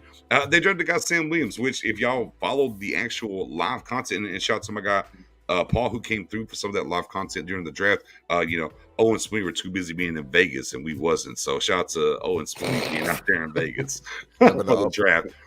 But day 2, I literally said, I was like, yo, second round, boom, Williams. I said third round, Tolbert. I literally said it. I was like, I don't know. Literally said it on there. Boom, and it happened. I can't be too mad at it because I would have had them swapped at the other side of the positions. I would have had Tolbert second, and I would have had Williams the third. That's the way I had it, but it kind of worked out. But yeah. Y'all can just call me the Oracle, if you will. But neither here nor there. But they also went and added a guy that used to mess with Dan Quinn before he got fired in Fowler Jr., right? And bringing him in on the 1-year deal. And then we're kind of, I guess we would call it status quo, right? They brought back Carlos Watkins. Yep. They brought back Dorrance Armstrong, right? So we're kind of status quo there. So the outset, hey, ladies and gentlemen, look at the bar. We got the bar in the building. Wait, that is the beach. It's the beach, isn't it? Yeah, the beach is like right over there. I called it. The pina coladas? I can see the city. Look at this. It's 6:30 in the morning here, Spoon. So no, not yet. Hey, look, they got look, there used to be this thing called Where in the World is Carmen Sandiego? We're going to start doing Where in the World is Jay Tuck is where we are. We're in Dubai. But yeah, again, man. We got to do it with Mariella too. So like Tuck and Mary rotate vacations. They're always at different times in different parts of the world. We need to get like a little pin thing. How they do like Santa on Christmas Eve, like where he's at in the world. Just for everyone, my sister, man. She really is my sister. Just for everyone listening, right? Just for everyone listening right now. So I'm in one time zone. Jay Tuck's in the other side of the time zone, right. And you guys are right in the middle. So we're literally doing this worldwide, essentially. Worldwide coverage. So we got Texas, we got ATL, we got New York, we got Scotland, and we got Dubai. That sounds like that's like Affinity Stones right there. I mean, let's get it cracking. Definitely planning now. Yeah, but let's pivot back though. So we obviously the leavers, the coming back, the re-signs. Here's what the D line looks like right now on the depth chart, right? And then the Hills of the world, the Bohanas of the world. You know, we're kind of talking about some of the depth, the Bashams of the world, right? You know, behind those guys, Chauncey Golston's, Neville Gallimore's, you know, some of the OC of Diggy Zua, who I'm super excited about. So this rotation of what we look at when it comes to this defensive line, how do you feel about the depth? Let's start there. Let's start here as we break down this defensive line. Let's just go simply about the depth. And I'm going to go clockwise. I'm going to go with Spoonie first. The depth. 1 out of 10. We're not going to do percentage. We'll do one out of 10. 10 being the highest, 1 being the lowest. How do you feel about the depth of this line going into the 22 season? Quick caveat: can we do 2? Can we do our confidence on the interior and the outside? Because they're, you know, the whole group. Okay. Well, I was going to do that secondly. Okay, that's fine. Yeah, let's just run about the depth overall first, and then I'm gonna cherry pick. Okay. I got you. Man, that was in my brain. Get out my brain, Matto. But yeah, overall depth, scale of 1 to 10. How do you feel? I give it an 8. 8. Okay. Real quick. Have you bumped into any Cowboys fans in Dubai yet? Not yet. So when I got here to the hotel last night, it was probably like 10:30, 11:30 p.m. Dubai time. So today will be the first day I'll be out in the city and everything. Because like I said, it's like 6:30 a.m. right now. Yeah. So I woke up at 4. Y'all know me. I get up at 4 to go work out. Well, it's like 6 o'clock. I'm ahead of schedule right now. So I thought I was going to go to the gym. They told me I have to make like reservations. Yeah, I guarantee. I'll answer that though. I'll guarantee this. I guarantee you will, because I've been in Jamaica. I've been in Mexico. I've been in my other spot. Man, I always find Puerto Rico. Right. There's always Cowboys fans. I've never been anywhere. We're everywhere. Yeah, we're everywhere. Back to the regular schedule program. The overall depth of defensive line. Where's your split? You're at 8. Professor, where you at? I'm gonna go with a 9. I feel pretty good about the defensive line, honestly. Okay. All right. Paul, where you at? I'm gonna say at 8 as well. Okay. 8. Jay Tuck, where you at? Overall depth. Across the board, I think I'm at an 8. I think what I like the most about the Cowboys defensive line, they added some more youth along with the veteran leadership, because another name that a lot of people don't mention is Carlos Watkins as well. So I feel like Watkins had a great season last year. I watched that Denver game again on the plane. I was like, Watkins was having a hell of a game. You get a healthy Gallimore back for the season. That's my boy. You toss in Osa, who I mentioned earlier when O asked the question. I think Osa's going to take a tremendous jump. So I think the defensive line as a whole, that might be one of our strongest defensive units. Honestly, look, I'm at a 10, guys. I'll be honest with you. I'm at a 10. I'm at a 10. I could never put anything at 10. I could never put it. Just that means everything's perfect. Though. Yeah, I feel you, but again, for where I've seen this team and where we are, I think it's a 10. When we're talking about completely healthy as we're on the onset here and things are happening, right? Because I think there's things that have happened with this defensive line that are encouraging. I think second year into this thing and how young they are, it's a 10 for me. Like you have multiple guys, and I guess, and I'm cheating a smidge. I'm going to cheat a smidge because I said depth. Right? Part of that 10 is Michael Parsons being a part of that line. Oh, What if you take Parsons out? right. Where you at if Parsons is not upgraded? Dom DeMarco. Marco. Right. If I take Parsons out of it, man, look, I'm still at a 9. I'm with you. Oh, I'm with a 9. Yeah, I'm with a 9. I just am. And we're going to kind of get into some of these things and break it down. But now that was the overall confidence of this thing. Let me ask one quick question, Nick. So when they replace, what was one quick question, right? So when it comes to replacement of Randy Gregory, do we think we're going to get that impact from a player, or is it going to be more of a unit as far as that other offensive defensive unit? It's all about the unit to me. Okay. Yeah, So you don't think we'll just see we'll see a player just emerge as that guy moving forward in the opposite of D-Law? I think Sam Williams is D Williams, Sam Williams, D Sam, Pam Pam. He went back to Sam. Williams. I just think I think there's going to be I think it's a unit. I do. Mm-hmm. But I think I think there's going to be certain things from Williams that I think is going to surprise people. Mm-hmm. I'm definitely one to eat humble pie when it comes to Sam Williams. Mm-hmm. Like, not yet, Stu. No, but not yet. But I do want to to be proven wrong because I had. Right. You know what I mean? Like, because obviously I had my questions about him his ability being upright and all that type of stuff. Like, if he can improve on those wee small things, then great. Okay, where's my humble pie, please? You know? Yeah. I think we will get the impact from the unit, but I think we'll get production from at least one of the guys, because if you look at what Randy's actual overall production was, it wasn't that crazy. Obviously, there was more impact than what the stat line says, but we'll have a defensive end with 6 sacks. We'll have a defensive end with 30 tackles or whatever. We'll have a defensive end with 25 pressures. Like, one individual will do that, but the unit collectively will have as much, probably more impact than Randy would have had alone. I've got a bet. So let me get to the backside of the confidence level of the depth of the defensive line, and this is what I was trying to get me. I was like, hold on, I got you. Are you more confident interior or exterior? Are you more confident in the interior or the edge on this defense line? So you give me your numbers, right? Y'all gave me the numbers. So of your confidence level about the depth, but what are you more excited about, the DTs or the DNs? Go ahead, Spoon. It's a hard one. You gotta pick one. It's a hard one. Is it a coin flip? Are you saying you know what? It's easy for me. It's easy for me. I'm gonna put a BJ Nix out the bag. I'm gonna say I'm more confident on the exterior because of Michael Parsons play defensive end. Oh, he's still in my bag over there. Okay, all right. Professor O, interior or exterior? Where you at? Yeah, I'm cheating, but I'm going the opposite route. I'm going defensive tackle all day because I think Osa's going to be bigger and better than ever.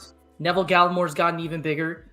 We have Carlos Watkins back. But last year, the last 4 games of the year, Tank played 3-tech quite a bit and was one of the highest graded 3-techs in the league in that span.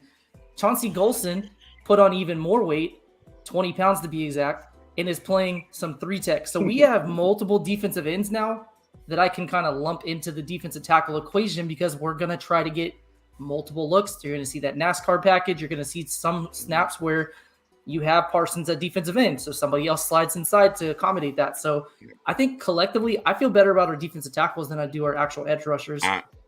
I'm gonna push back on the D-Law stuff because D-Law is shedded weight in the hair.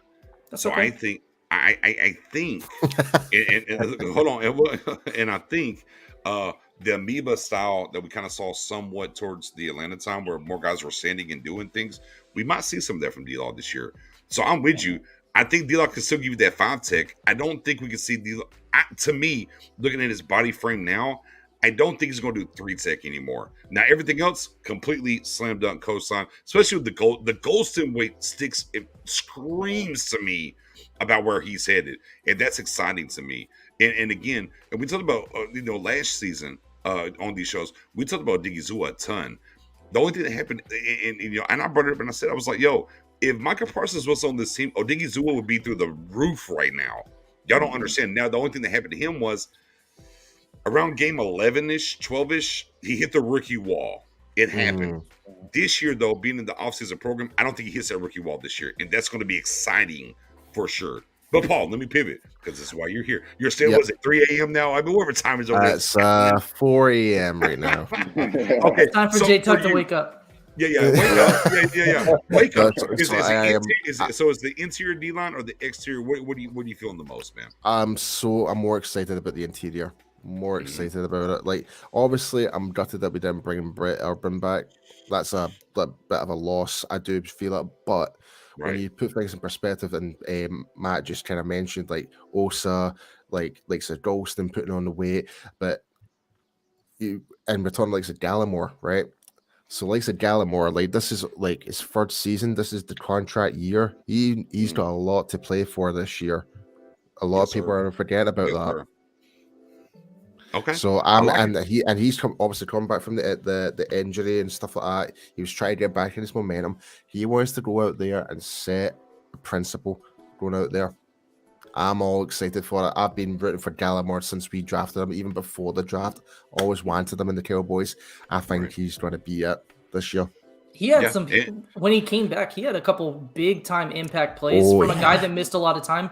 I think he almost was kind of in the same situation as Osa, where he, due to the injury, wasn't really there from a standpoint. So he came in his first 2 games back and lit it up, and I think he kind of wore out too because he didn't have the weeks and weeks and weeks of conditioning to be ready for it. So, fair enough. J Tug, are you more excited about the D tackles or the D ends? Where you at here?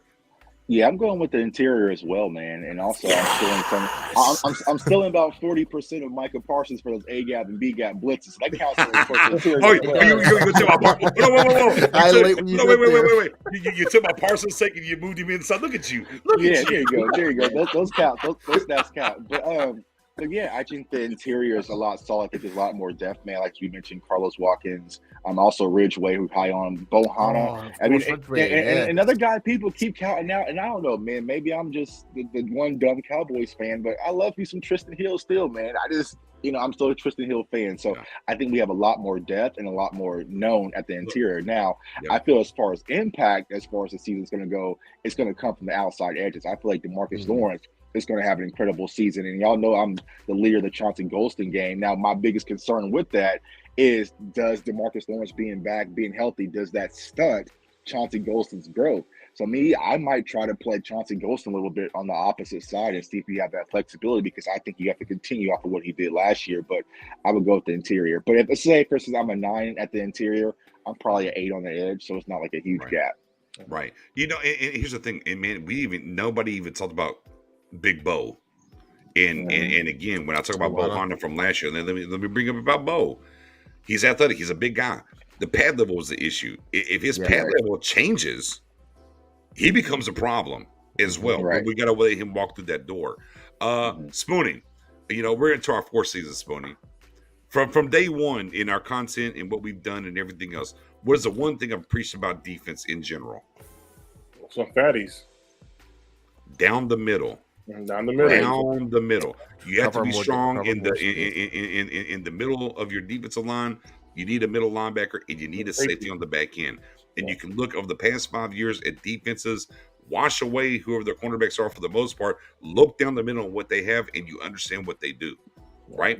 It just is what it is. Look, defensive tackles make your edges better. Your edges don't make defensive tackles better. That's just a fact of life. It just is.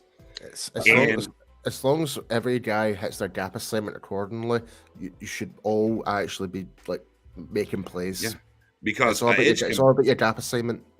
Right, because the edge can get home, but there ain't no push in the middle. Guess what? Quarterback slides up, feels comfortable, delivers the ball. The front pushes them to the edges, getting up and around, right? And this is why I always talked about when it comes to D-Law, and let me say it real quick. This ain't being a homer. This isn't a homer take for me. And if y'all don't, there might be some Eagles fans in here. I don't know still. This ain't a homer take. D-Law is one of if he's not the very best all around defensive end, he's for sure top 3. Okay. Versus the run, everything else. And my motto, your guy Nix's motto is tackles for loss, just as good as a sack, if not better. That's how I feel about it. Period. Right. It matters. And again, the reason that everybody goes into, the casual mode of, well, D-Law doesn't have enough sacks. He hasn't had no help on the inside. Go line up and look who he's had at D tackle. Okay, and he's those been things double teamed. matter. He's been getting double teamed for the past couple of years. Hey, Paul, I could dial up and say he's getting triple teamed. I Oh, can easily. Tight end. Tight end hitting. And see, what's really going to help with that is Micah Parsons, because you can't just slide protect towards D-Law anymore because you got to worry where that line is. So now you give DeMarcus Lawrence a lot of more one-on-ones. And you're going to get that push from the defensive tackles. So for me, absolutely. Look, I love the edges. I do love the edges. Don't get it twisted. I like the fact that D-Law getting older and where he is, shedding the weight, to me, means you'll be healthier. You're doing the right things to be and have the explosiveness and do certain things. But the fact that hold on. Knocking some wood over here. But on the same token, these guys, look, I think Odighizuwa is primed for a huge season. This is crazy to me. And again, we get into these back and forth about teams and what they're doing and everything else. The Cowboys do nothing. I said, but you got to remember something. This D-line, to a certain extent, I mean, take D-Law, but they're young. And they're playing together. And they're in the same system for the second year.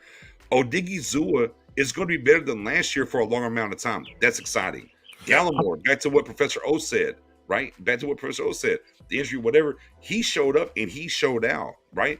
These things are going to get better. And to me, J Tuck, one of the guys you were big on the last draft that we're talking about, Spoon, you were too, is Golston getting the weight and seeing this movement real quick. And then I'll end it, and I got you, Paul. I'm going to end it right here. The one thing that I've always said about Sam Williams that I think kind of got washed underneath the water a little bit. How long has he been playing defensive tackle? Anybody? Y'all know? Defensive end, excuse me. How long? Anybody? Senior year. Senior year. So what, 2, 3? Right. And Ole Miss plays 3 defensive linemen, and he had 10.5 sacks. 3 defensive linemen in the SEC, 3.5 sacks, or 10.5 sacks with 3 defensive linemen. So the knock that I always heard was he doesn't set the edge well. He wasn't, and my thing is, he wasn't required to set the edge because there's a 3 defensive line. He was required to get push. The outside guy, he's taking up blocks. He's eating blocks. So they set the edge. And that was really weird to me as they were breaking down Sam Williams and talking about him. I'm like, but that wasn't his MO. His MO was to go eat up blocks to get to the quarterback. It wasn't about setting an edge.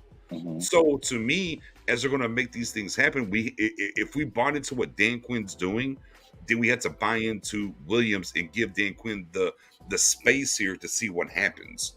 And the one thing I'll say about Sam Williams, when we watched the film and I broke down the film coming to draft, is his bull rush is his go-to. Like, he doesn't have a huge bag of tricks when it comes to his pass rush. With that bull rush, he's going to be able to engage that tackle, which I just pretty much know because Micah already kind of said it, that Mike is going to be able to stun off of that. So Sam Williams, I think that Dan Quinn's going to come in and say, you know what, just do you.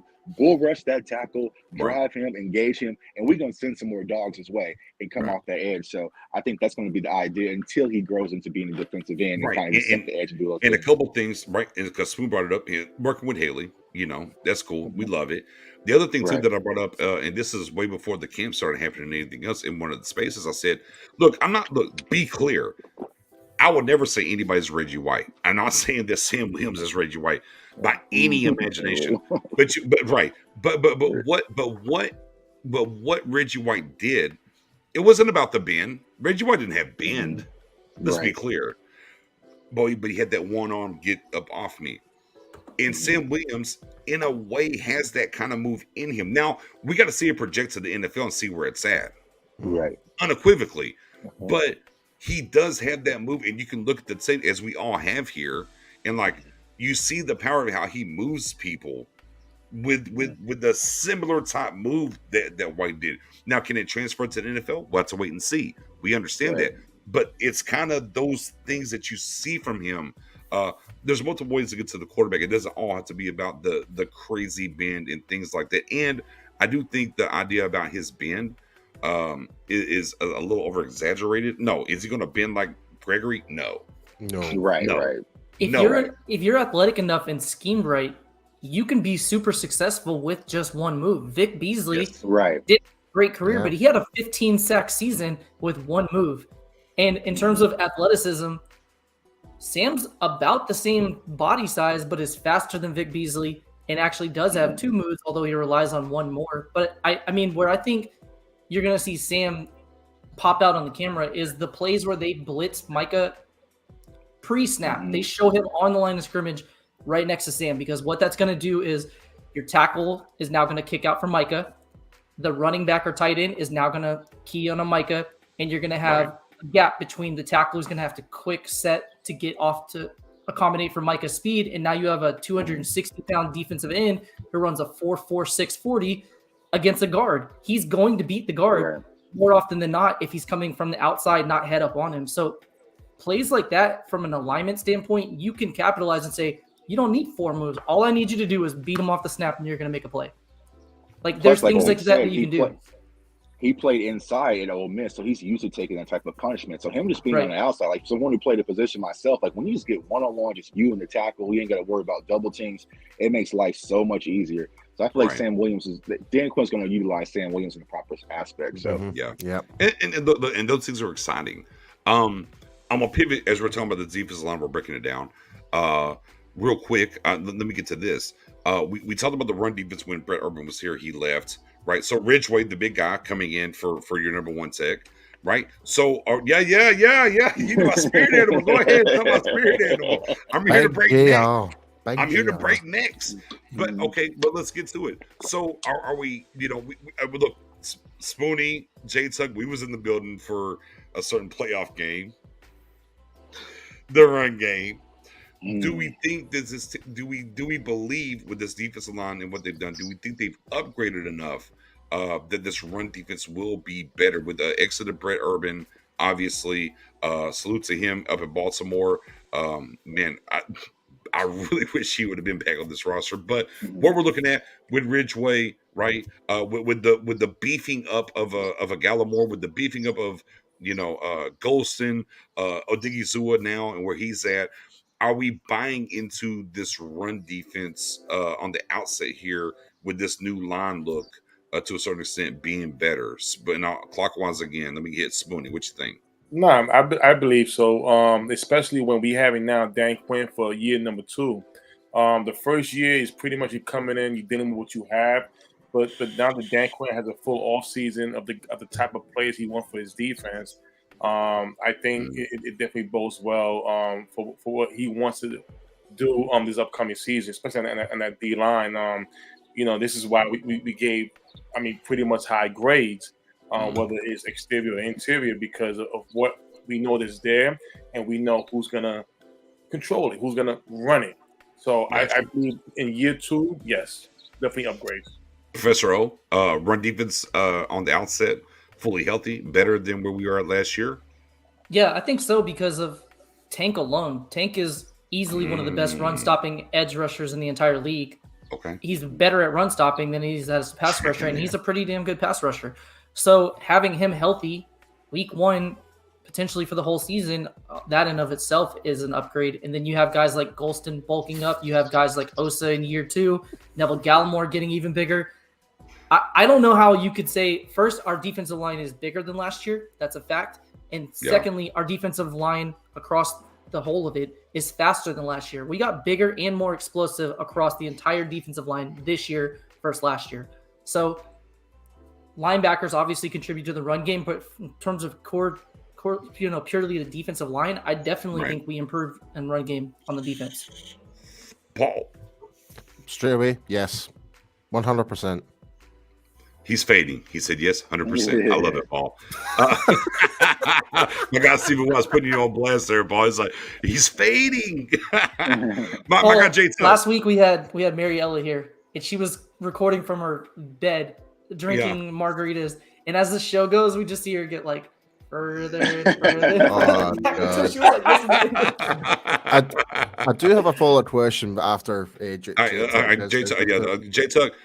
Run defense on the outset here, fully healthy. How you feeling, confidence-wise? Yeah, I agree. I agree with everything that O said. I feel like we got bigger and more explosive. And y'all know, if y'all saw my tweets the other day when I was on a plane, I went back and watched that Denver game. And what Denver real quick.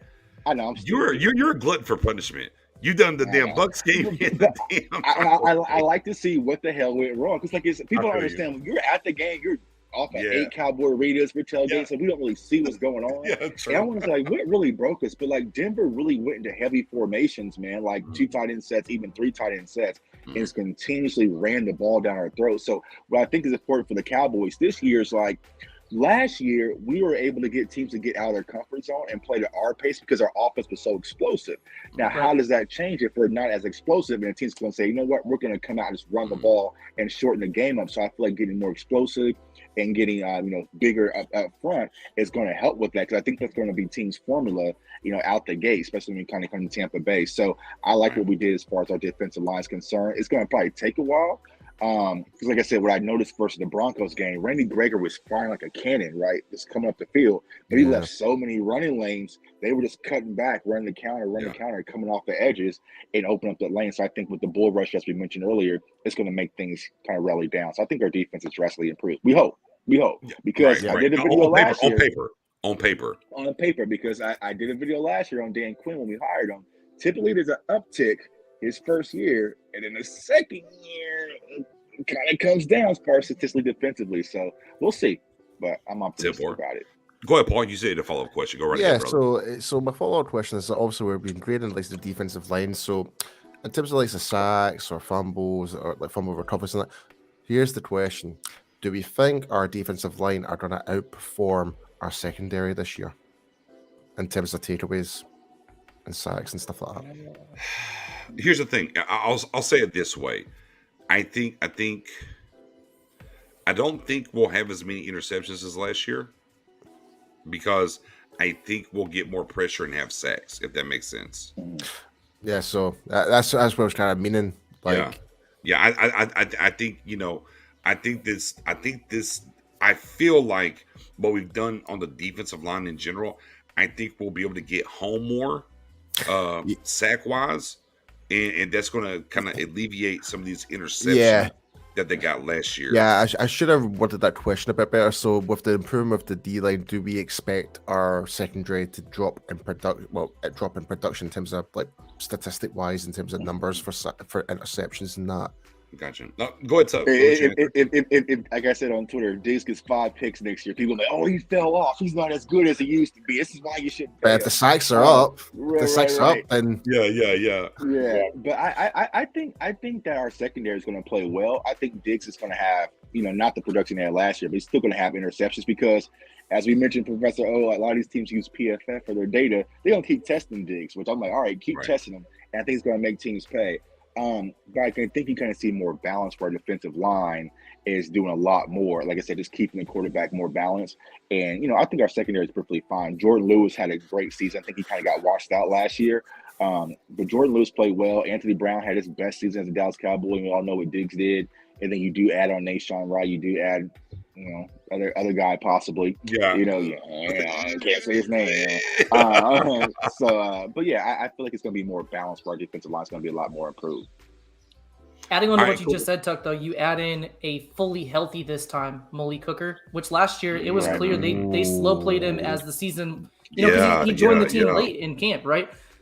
Then they kind of worked him in, and then you saw him play a little bit more in the box when he was getting in. He was kind of playing the strong safety role when they were moving Curse up to linebacker. And then as the season went on, suddenly he started playing deep more. You started to see him make more of an impact later in the season. I think Malik Hooker is a guy, if I'm buying anybody in the secondary, but I think Malik Hooker will help with the lack of interceptions that we'll get from other cornerbacks. We may see more in the safety room. But I do think overall we're going to see less interceptions than last year, and we may see more forced fumbles and things like that, like Paul asked. Yeah. Okay. Spoonie? Do you think that we're top as far as turnovers again? Hold on. Top 10? We'll get there. We'll get there. We'll pivot to that. Hold on. Spoonie, go ahead. You saying more interceptions? Yeah. Well, Paul, ask him the question again. So do we feel like the production numbers in terms of like interceptions, etc., is going to be lower this year because how we are thinking how our defensive line are going to produce this year because of the higher turnover and sacks and tackles for loss, stuff like that? Well, okay, see, now you guys know me. You guys know that sometimes I could take it one step right here and go a little higher. It's like I'm going to say is this. it not there? But is it You know, kind of like because not? I betted BJ with the 10 sacks with Deion Jones, right? And P.O. backed me up with the 8. You know, I'm crazy. I'm getting more crazy right now. I feel. You mean Fowler? Yeah, I know it. even more. Even bigger than that. See, I already forgot Walking his through, name. son. Walking through, son. But go ahead. Spoon already forgot his name. Look, I feel. we're gonna eat. Hey, we're gonna eat something. We're gonna eat something. I know we're gonna have not only a little bit smidge over the amount of interceptions we had last season total. It's like BJ said, I feel the sacks are gonna be just as high. I feel that this defense will be 3 times lethal than last year under Dan Quinn, in my personal opinion. I believe we're gonna have more sacks and more interceptions. Now I don't know if they're gonna have, but he had 11 last year. I think it'll come from the other side of the ball as well. Right. I believe Malik, like P.O. said, Malik Cooker they didn't have a full offseason, due to the COVID injury. He just came on, and we all know Malik Cooker from Ohio State, that pick-off machine guy. He picks it off. You know, J-Tuck, we love our safeties, right? We finally got safeties there. Yeah, Javon down the middle. Prosser Mendoza. Salute to Minka Fitzpatrick. There you go. There you go. So we got Javon Curse. I feel he's gonna take another step higher and get some picks his way. He had about 2 of them last year. One against New Orleans and one against. But what are you buying the D line? I'm buying the D line, Paul. I'm Okay. the D line. Again, I got you. We talked about the exterior and the interior, right? I just want to say one thing. For those that have been, I'm sorry. long-term, no, you're good. No, for those that have been long-term listeners on the Spaces, there's been times that my guys will inbox me, the Mendozas of the world, the Professor O's of the world, like, man, you got them birds out there in your front yard. The whole 9 has been chirping and doing all that. Guess what? Not tonight, ladies and gentlemen. It ain't me. These birds are not mine. Allow me to pivot and say, hey, these birds ain't mine. They're Jade's. No, they're my The birds. bye bird. No, but with that being said, defensive line, I guess I can kind of conclude with everybody here when we talk about this defensive line is better than last year is what we think and what we're kind of looking at, right? Overall, right? That's fair, right? So let's do the he knew. Look, Mendoza said, I was waiting for it. Here's what I'll say. So it's cutting season. You know, hey, only so many guys can make the squad. We won't run down the whole list here. Just, hey, who's the one guy? Oh, no. Sir, you're right. But guess what? I'm inside. I'm in the house. I ain't Dubai like my guy. That's on him. That ain't me no more, Patrick. Don't put those on me. It's frogs anyways. It's not even the birds. It's the frogs. No, well, that's the backyard. The backyard's the frogs. The front yard's the birds for me, you know. And then today, if y'all didn't see it on Twitter, go over there, follow me. I had a guy on parachute here. I tagged you, saw it. It's out. That being said, give me the one that's not making this defensive line. Just one. We're going to go to the whole breakdown and everything because we're going to save that when we do the final 53-man roster that we do that special. But give me the one guy in your opinion right now you do not think is going to make this defensive line roster. So when you go ahead, who's your guy? I'm sorry, you was breaking up for me. Who's the one guy you think is not going to make the? Who's the one guy in the defensive line you think is not going to make the roster? Who's the one guy? Listen, I'm gonna say Tristan Hill. I have so many guys. It's like 3 different names that come to mind, but I'm gonna go with just one. Just one. Okay. Well, you said Tristan Hill. I'll go with somebody else. I don't think Basha makes the team. Ooh. We have so many guys in the edge rushing room right now. I don't. If I'm looking at, like, obviously Tank's gonna play, then I have Fowler, I have Sam Williams, I have Dorrance Armstrong, I have Chauncey Golston. Who am I gonna keep him over? That's a good one. Unless I go 6 deep at defensive end, and then if I go 6 deep at defensive end, that means my defensive tackle room is gonna be smaller, and I like the defensive tackle room, so I'm cutting Basham with Hill, but my one guy is Basham. So how many? How many defensive tackles have you got? Real quick. Am I cutting out still? No, you're good. Okay, I had to Bet. switch over. I switched to a different Wi-Fi. Okay, cool. I'm good. Awesome. So we got real quick. Paul, I didn't mean to cut you off. I kind of got caught in the mix. Tristan Hill and Professor O. You had Basham. Yeah, that part. All right, go ahead, Paul. Well, I was going to ask Matt like how many he had defensive tackles on like for your 50-man squad. Have you got like 6 or 5? Yeah, I mean, typically the combo a lot of teams do is they like to have 6 defensive ends and 5 defensive tackles. Sometimes teams go just 4. Yeah, I think that they're going to try to keep 5. So in the interior, knowing that Micah also is going to get edge rushing snaps, I just don't know where Basham fits with the rest of the rotation. Yeah, I'm definitely thinking 5, and this is why I'm going to say Tristan Hill, because we've also got like the hybrid of Golston that can move inside as well. So, and he can be that 6th guy in theory as well. So that's what I'm kind of saying, but because I like Ridgeway, I like Big JR. Like that's what I'm going to call him from now on is Big JR. Like I think so. So I think he'll make it. I think he'll be in it. He'll be the guy who's going to replace Hill. Fair enough. Paul, I know you got to cut out. I'm literally falling asleep here. But before you leave, allow me to roll out the red carpet from us over here at Pick 6. Tell people where they can find you, your content, and everything else, man. And man, we appreciate you, me, Spoonie, Professor O. Man, we appreciate you coming through, bro. So tell people where they can find you, bro. Guys, you can follow me at IamPstu on Twitter and Instagram, and also you can check me out on the World's Team podcast on Blogging the Boys and on the UK Cowboys Fans podcast, UK DCTV. But yeah, be sure to go and check out those channels as well. And yeah, thanks again, guys. Wait, I love the new rebrand. Hold on, Paul. Yeah, hold on, Paul. You better plug that Twitch. Oh yeah, the Twitch as well. Yeah, come on now. Hey, I'm still kind of working on it. I still don't know what I'm planning to do with it. I'm just going to talk about sports. I'm just be honest with you. I enjoy watching you shoot some people up and talk sports. I like it, bro. Kevin Richards is 100% right. Paul does sound like that. Paul has that I make fire ass lo-fi beats in my spare time voice. I agree. I make fire ass lo-fi beats in my spare time voice. Yes. There we go. Hey guys, I appreciate it as always, guys. But oh yes, I forgot to say I'll be in Dallas in December. So Colts game, right? Is that the Colts game? Colts game and Texans game. Boom. Okay. Texans. So awesome. I will definitely hit you up next. All right. Yeah, I'll make the Cowboy Reader. Cowboy Reader's in the building. You already know. Hey guys, I am off to bed. See you later, guys. All right, J Tuck, the one guy.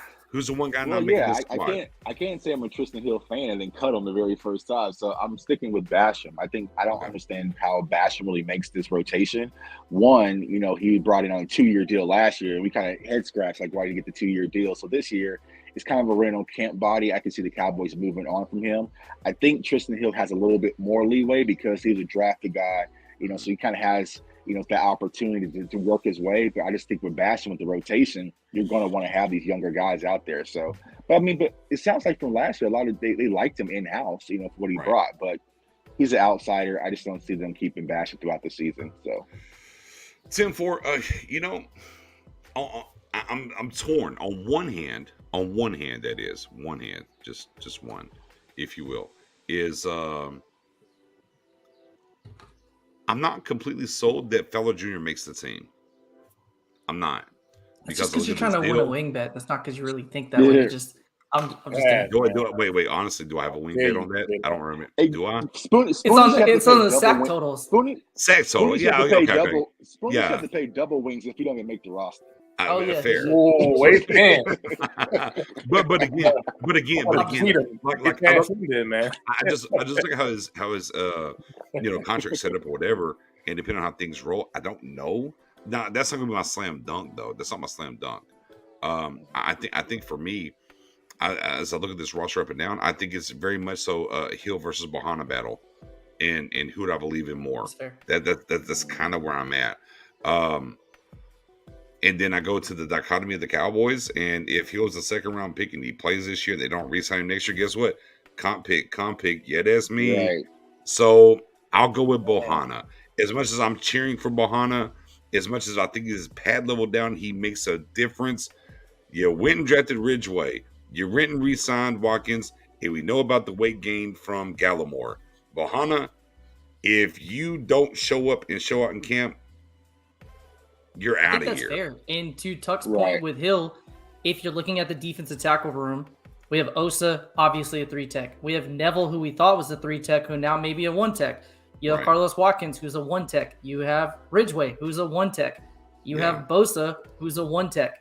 Now, obviously, Gallimore can play 3-tech, but we're thinking he's probably going to push for the starting job as the 1-tech. And then you have Golston, who will take some snaps at 3-tech. But in terms of true 3-techs on the roster, Hill is one of the only guys who's a true 3-tech on the roster. So that may bode well for him making the roster, even though he's a guy that we always want to cut every year. I could see that. I could see, like, your point. I could absolutely say we have Bohanna and we have a lot of 1-techs, or we have Hill and we don't have a lot of 3-techs. And if it comes down to that, we know how the Cowboys think. They're going to keep the 3-tech. Pick. Yeah. Right. So again, they could play turf toe Bohanna or something. You know, I'm okay with that. Look, I'm okay with it because I'm a big fan of Bohanna, for sure. Bohanna. But again, when I look at the lay of the land, this kind of smells like Hill versus him. And again, I look at the logjam a little bit in the draft pick, and we know how they value draft picks, right? And we're talking about the what do you call him, Sweet? The vanilla gorilla, Ridgeway, and it's like that's not a good look for you. And especially if they didn't bring Watkins back, then I would feel maybe different. But they brought Watkins back, and we tried to get him up out of the roster last year, and Dan Quinn was like, no, he has a place here. Got them brought him back again. So obviously there's that. Man, shout out to Aisha in the building. Hey, finally. Hey, what's good? I mean, you're in class at 10:34. Gotta change them times. But we'll put a bow in here and we'll get up out of here on this, right? Defensive line from last year to this year, right? We were kind of indifferent at times. We like certain things. We had to wait and see. It's crazy to me because I feel this way that Gregory left, but I still feel better about the offensive line because I remember, look, I was out here. We saw Brett Urban. I dropped highlight film. I dropped reels of him. I was like, Cowboys fans are going to love him. He's the 1-tech. He's a nasty guy, whatever. And he did walk through and do that for us in the run until he got hurt. Mm-hmm. And I get that to a certain extent. We're saying, okay, Ridgeway be that guy. Fair. But I just think in general, year 2 underneath Quinn and the things that I see and things that I think about, and we hear about the certain guys gaining the weight, the different moves and whatnot, and everything. I just think this defense line is in a better place than it was last year. I just really do. As we talked about, perspective of what you believe in, what you don't believe, or more in, or whatever. We're all pretty high on this D line, right? We're from 8 to me 10. It's borrow Parsons, and then Tuck got me with the Parsons in the middle for the defensive tackles. In general, if they stay healthy, it's a strength. And this kind of goes back to what we were talking about earlier about the sacks, turnovers, and different things. And Professor, we've talked about this. All of us have. That's something. We all behind the scenes have had these conversations, not on air, but between all of us of.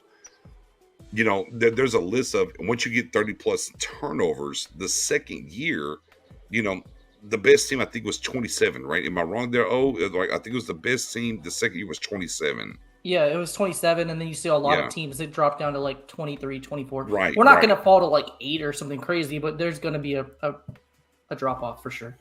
Right. So for the Cowboys, and what's best for business here is the understanding of how turnovers work at times. Is this defensive line taking that step forward?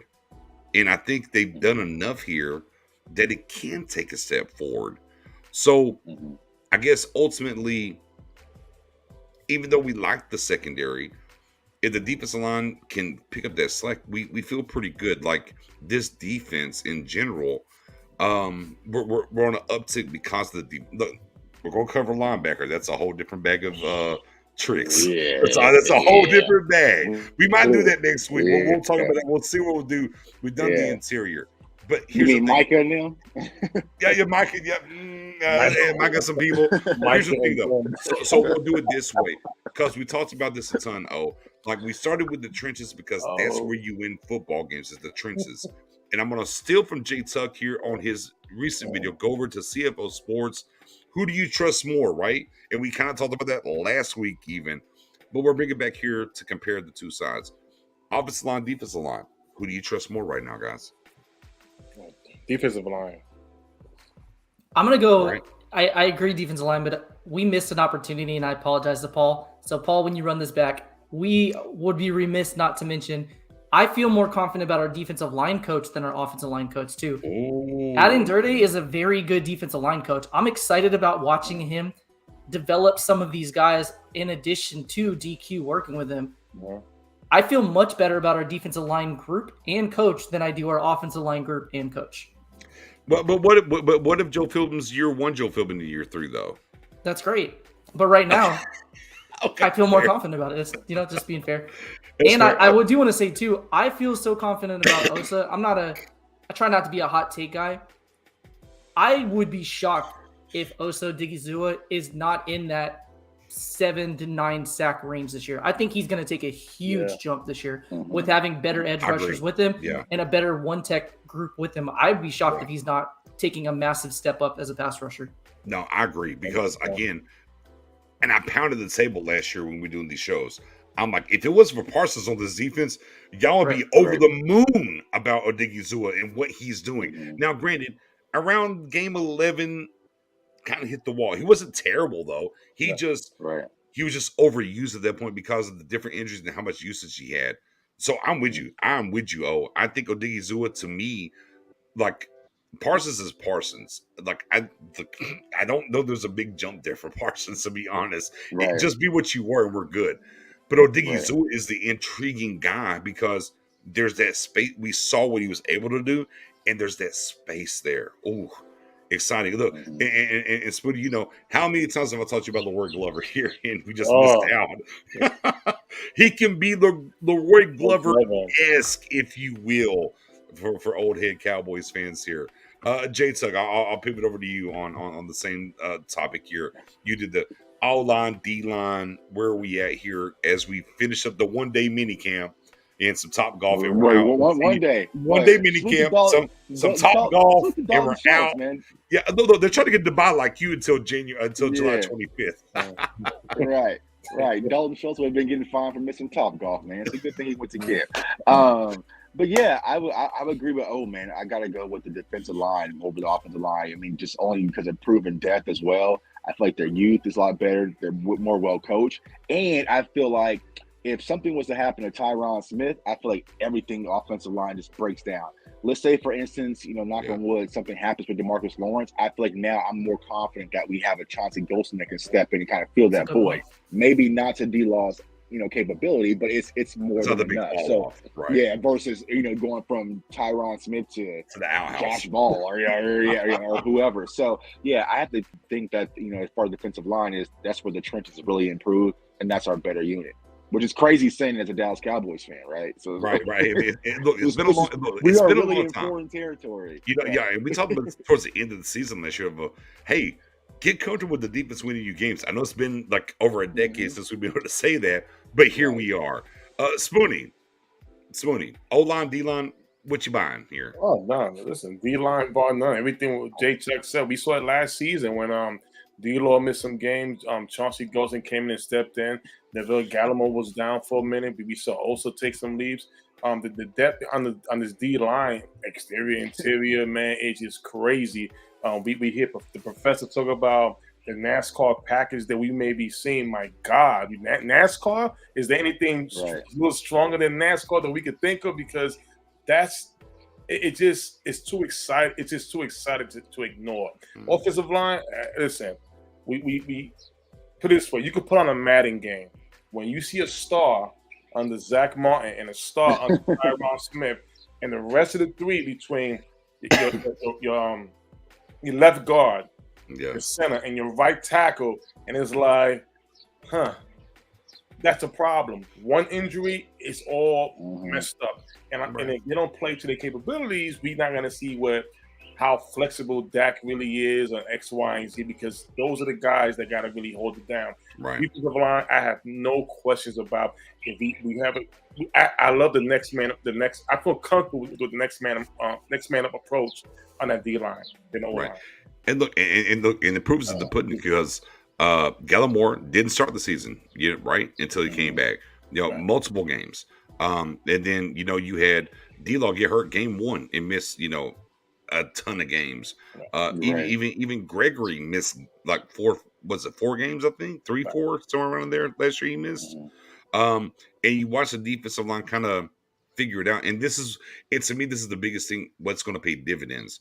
And we talked about the Odighizu was hitting the rookie wall and different things, and the Ghost was getting played once he got hurt. He had to come back and play. Those young guys are now going to be better because of it. And that's what happens. And unfortunately, last year, different injuries on the offensive line, like we didn't have young guys playing. We had guys that are not on the roster no more, basically, for the most part. The Connor Williams of the world, the Ties of the world, McGovern's still here, whatever. But in general, like he wasn't playing young guys to get better. Still kind of did that for us, but now he's your right tackle, and there's nothing else. But we have multiple kind of injuries on the defensive side, and we saw these young guys step up and do their thing, and it's going to matter a ton, in this season.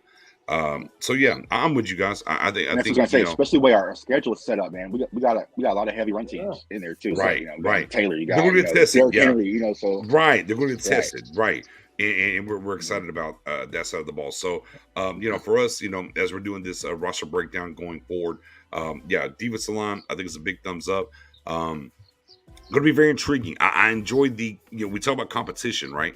The competition that's going to be had here with these guys. We're talking about who's going to make it or not make it, whether it's Basham, Hill, Bohanna, different things.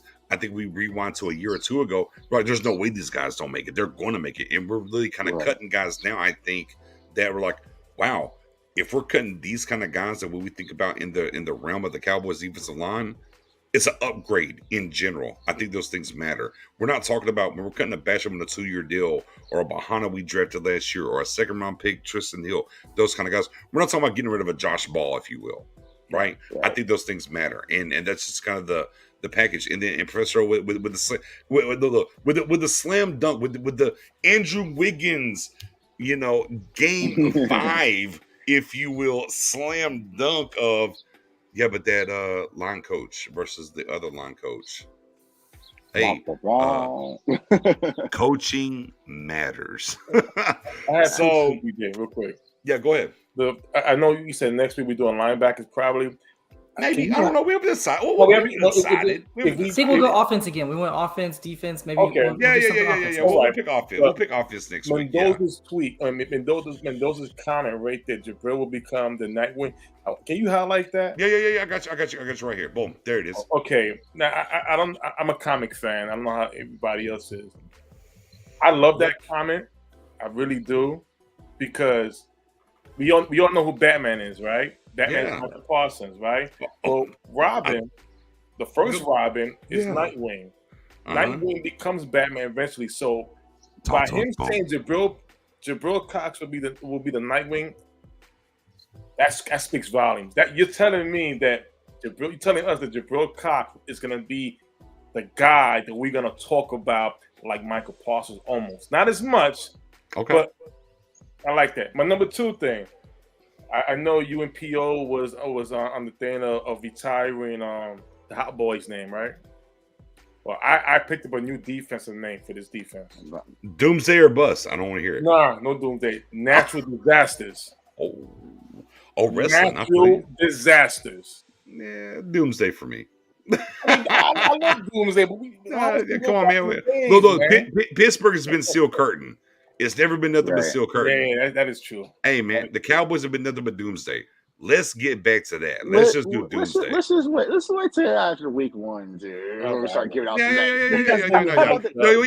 now, they're the Dallas Cowboys defense. Right. Speaking of nicknames, too, Mendoza said, we're calling ours Pod Racer package. NASCAR is what Giants use, and pods are way better. I just don't like how it sounds. I don't know. I feel weird about wearing like a Pod Racer package. Wait. About the 5-star package. No. Get the NASCAR here, Formula 1. Okay. Formula 1. I like that better. I like That's that. a little bit faster. It's a little bit So I laughed faster when than I read the NASCAR. Nightwing, when you highlighted the Nightwing, because for some reason my brain didn't associate Nightwing with Robin. I was thinking of Darkwing Duck. I don't know why. yeah. You guys see that cartoon Yeah. as a kid? That's Yeah, where yeah, I was like, yeah, I don't yeah. understand that comment, Oh Yeah. man. Real quick. but Nightwing our makes girl more sense. So DJ. thank you. Mhm. Yeah, real quick. Our girl DJ. Best free agent we could pick up at this time or at training camp. Anthony Barr, T.Y. Hilton, etc. For me, let's just keep an eye on Deion Jones. I'm just saying, keep an eye, because I think if Atlanta releases him, I will take a wing bet that he lands in Dallas. If they release him, we got to wait and see. His contract is untradeable. Professor O, you've already said his contract's kind of uncuttable. What are we going to do here? Like they're kind of, meeting, they're kind of head on collision. So I don't know what's going to happen over there. So it's intriguing. Cutting him basically crushes them because they take on so much dead money, but they do free up space if they trade him. They still take on a lot of dead money, but it's a little bit easier. So with that said, the team that trades for him has all the leverage. Like, they're not going to get a second or third round pick for him. If they trade him to save, they're looking at like a 6th round pick. So that's where if I'm the Cowboys, I'm like, done. I jump all over that. Best free agent for me, I like Anthony Barr. I would love to have him as a swing tackle. I want a vet swing tackle. I don't care who it is. I do care who it is, but I have preferences. But I want a vet swing tackle. I just don't feel confident at all right now. Okay. All right. Swing tackle. I knew it was going to come down for you. J Tuck, best free agent pickup, or that you think the Cowboys could have here? Yeah, I would go with Anthony Barr as well. I think our linebacker core, like I said, y'all probably talk about it, in a couple of weeks. But that's my weakest core when I think about the team in a nutshell. Because the LVE does what LVE normally does, then there's a huge gap. So I would bring in Anthony Barr, but also I think we do need a swing tackle. But for me personally, I want a backup quarterback, man. I just don't think that Cooper Rush is that guy because Will Greer. You're not buying Will Greer? I'm not buying that. I'm not buying it. So I would look for Nucci gang. Come on, Nucci gang. That's what I'm thinking. And that's what I'm saying. Like, the one thing that can always derail our season is that goes down. Like, what happens if it's something like a calf strain? It's 3 to 4 weeks, right? Can Cooper Rush or Ben DiNucci or whoever? I mean, really Cooper did beat guy? Minnesota last year, for what it's worth. That's Minnesota, though. That's Minnesota. So I would like to bring in a backup quarterback, but we'll get to see probably Will Greer a little bit more in preseason. But those are 3 positions I'll look at. But definitely Anthony Barr. I'm with you on the backup quarterback. I think this team is just sold into. We're gonna see Will Greer through if he can beat Cooper Rush out. I think that's where they are. But I don't disagree with you though. Spoonie, best free agent pickup at this time or before camp. I'm with J-Tuck with Anthony Barr situation. You want to get some good depth at that linebacker spot. I see a T.Y. Hilton up there. I like that, but I'm like, if I could add a trade, I wouldn't mind them looking towards Robert Quinn's way from the Bears, get him back here, or even maybe Tyler Lockett, see what's going on over there in Seattle. We could definitely use a nice speed wide receiver to play inside, outside to help CeeDee Lamb out. Dwayne Washington, we don't know really bring year one, but some of my guys. I just want to say real quick too on the Deion Jones thing. If they cut him, they take on $23 million of dead money this year and next year and save $1 million on the cap. If they trade him, they take on $14 million in dead money and save $10.6 million on the cap. So it's heavily in their favor to trade him, even if it's for a late pick, than cutting him outright. So that's why, like, they're probably it'll take a team though. Other teams know that they're helping the Falcons by taking him off the books. So you're not going to give up a high draft pick. So I think everybody. I think the swing tackle obviously is there right now. Currently, we're looking at Willetzico. 5th round pick. Is that where he was? Right. Yeah. That's your guy. And then I think linebacker. I've talked about linebacker extensively, especially on the Twitter Spaces. It's not good. It's just not. Right now, and look, Quan Alexander Mendoza asked about Quan. Is that somebody you're interested in? I like Quan. But Quan's kind of in the same mode. Look, hell, he's not. I kind of feel like he's been more hurt than LVE even. Right. But I have to dig into him. No, I like Quan's game, and actually, with that being said, I'm pretty sure he was pretty healthy for the Saints. He was healthy for the Bucks. Really beat up for the Niners. Fairly healthy for the Saints. kind of guy you would see, because as we talk about linebacker and the bars of the world, the George Edwards ties, different things, and we're talking about even the trade for Deion Jones. We're tying the bond, the links right to. Oh, there he goes. You gonna hit a route? You gonna hashtag route? See. From where I was looking, the numbers look reversed. I thought that was the other 54 who's out there. He had a birthday yesterday. Are you about to hit a hashtag route there, Spoony? Is that what you want to put a route out there? No. Oh, is he going to put a route out here? It needs to be a route swing tackle. Well, let's go's our swing tackle as of right now. And in our one actual mini camp practice, gave up 3 sacks to just D. Williams alone. Sam Williams alone. Who knows what other guys did to him? Like, that man's not my swing tackle. Yeah, but again, back to the linebacker position. He's out there. I think there's guys. Look, right now, I would just slam dunk, go get Anthony Barr and walk away. We're good. Let's move forward. That's where I am. The Cowboys, though, they'll sign a linebacker. It's going to be somebody we're not even talking about. That's what's going to happen. Yeah, it's going to be somebody else. You know, if you go through the checklist, like the big 3 things we look for are, number 1, are they 30 or younger? Typically a guy Stephen Jones likes. Number 2, are they coming off of a down season, whether it's injury or performance? And number 3, do they cost less than what they should have? Like, that's kind of the 3 things that we use as criteria. I guess probably number 3 isn't even the cost part, which is we know that's important. It's were they a high draft pick? Can I? Jalen Smith back to Dallas. I'm not saying Jalen Smith, but I mean, Quan Alexander fits that mold. Anthony Barr fits that mold. Like, there's guys like that. Sir, Jalen's signed with the Giants this year. You can't get Jalen back. Yeah, he's good. He's there. He's there this year. At least going to camp. Yeah, he's under contract. Yeah, he's there. Okay. Our guy just said, "What's going on with CD? I'm sorry, I haven't found anything why he hasn't been practicing." Yeah, at the one practice they held him out. So Tuesday he was there just spectating. But he's fine. I mean, the vets just haven't been there, so that's why. Right. Yeah. Nothing more, nothing less. He's the most important piece of our offense. Yeah, but back to DJ. They'll sign a linebacker. It'll be a guy we wasn't even looking at, and they'll move forward. That's kind of how I feel they're going to do. But for me, again, it'll be Anthony Barr. With that being said, ladies and gentlemen, we didn't see one position. I'm sorry. I'm surprised we don't say a return man. Oh no! Well, look, I can't look. It's going to be Tolbert. I can't. I can't argue what they're going to do. Like, I already know that's just what they're going to do. So, look, special teams matter, and I want them to do something. Right. However, we already know it's going to be Tolbert. Not just a guy. Just, not a guy. Can you catch punts and fair catch? All right, you go back there. Like, you need a weapon. Yeah. We haven't had a threat at punt returner since Isaiah Stanback. Right, basically. No, we had Dwayne Harris. You're right. Harris. I'm sorry. Wrong dreads. Wrong dreads. Yeah, Predator. Yeah, Dwayne Harris. Yeah, Harris. Wrong dreads. And then you also had Tavon. Tavon was little. Nah. He didn't really do anything though. Nah. Yeah. It's okay. Nah. Again. Dwayne Harris, less threat return guy. Right. We had in general. But with that being said, ladies and gentlemen, we are going to pivot. We're going to end. We're going to put a note on it right here. I am going to pivot over onto Twitter. On the Twitter. Oh, wait. We'll probably I just saw a name that fits the criteria for Catboy. Reggie Ragland, 28 years old. Oh, there it is. High draft pedigree. Player who's been hurt. Like, he's 28 years old. He checks all the boxes. Where was his college? Alabama. Checks all the that's it. Checks all the boxes. Yeah, and the Cowboys we got to steal the Bama linebacker. We got to steal it. We got to steal it. That's the guy. That's the guy in the list that jumps out. That's him. That's him for sure. With that being said, I got Jay Tooks in the building, out there in Dubai, still delivering content though.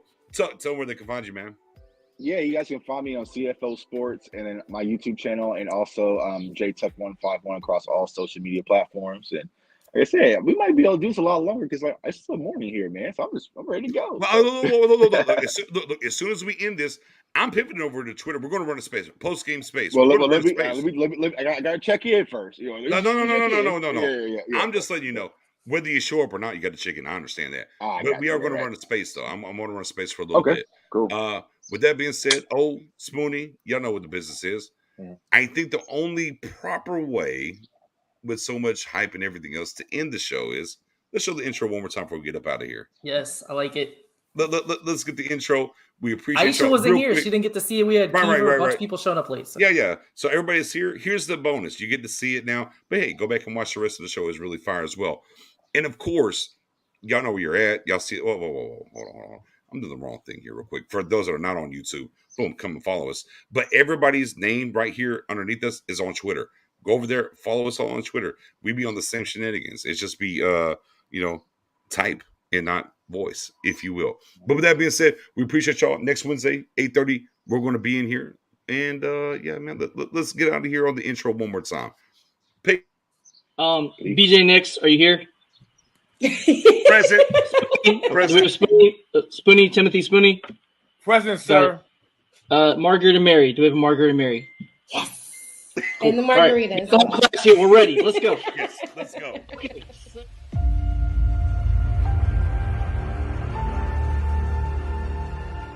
Time to line up behind your team, to support your team, have faith in that team. It's peaks and valleys. It can't always be good. And as I always tell people, you're never as good as you think you are, and you're never as bad as you think you are. But when we do know about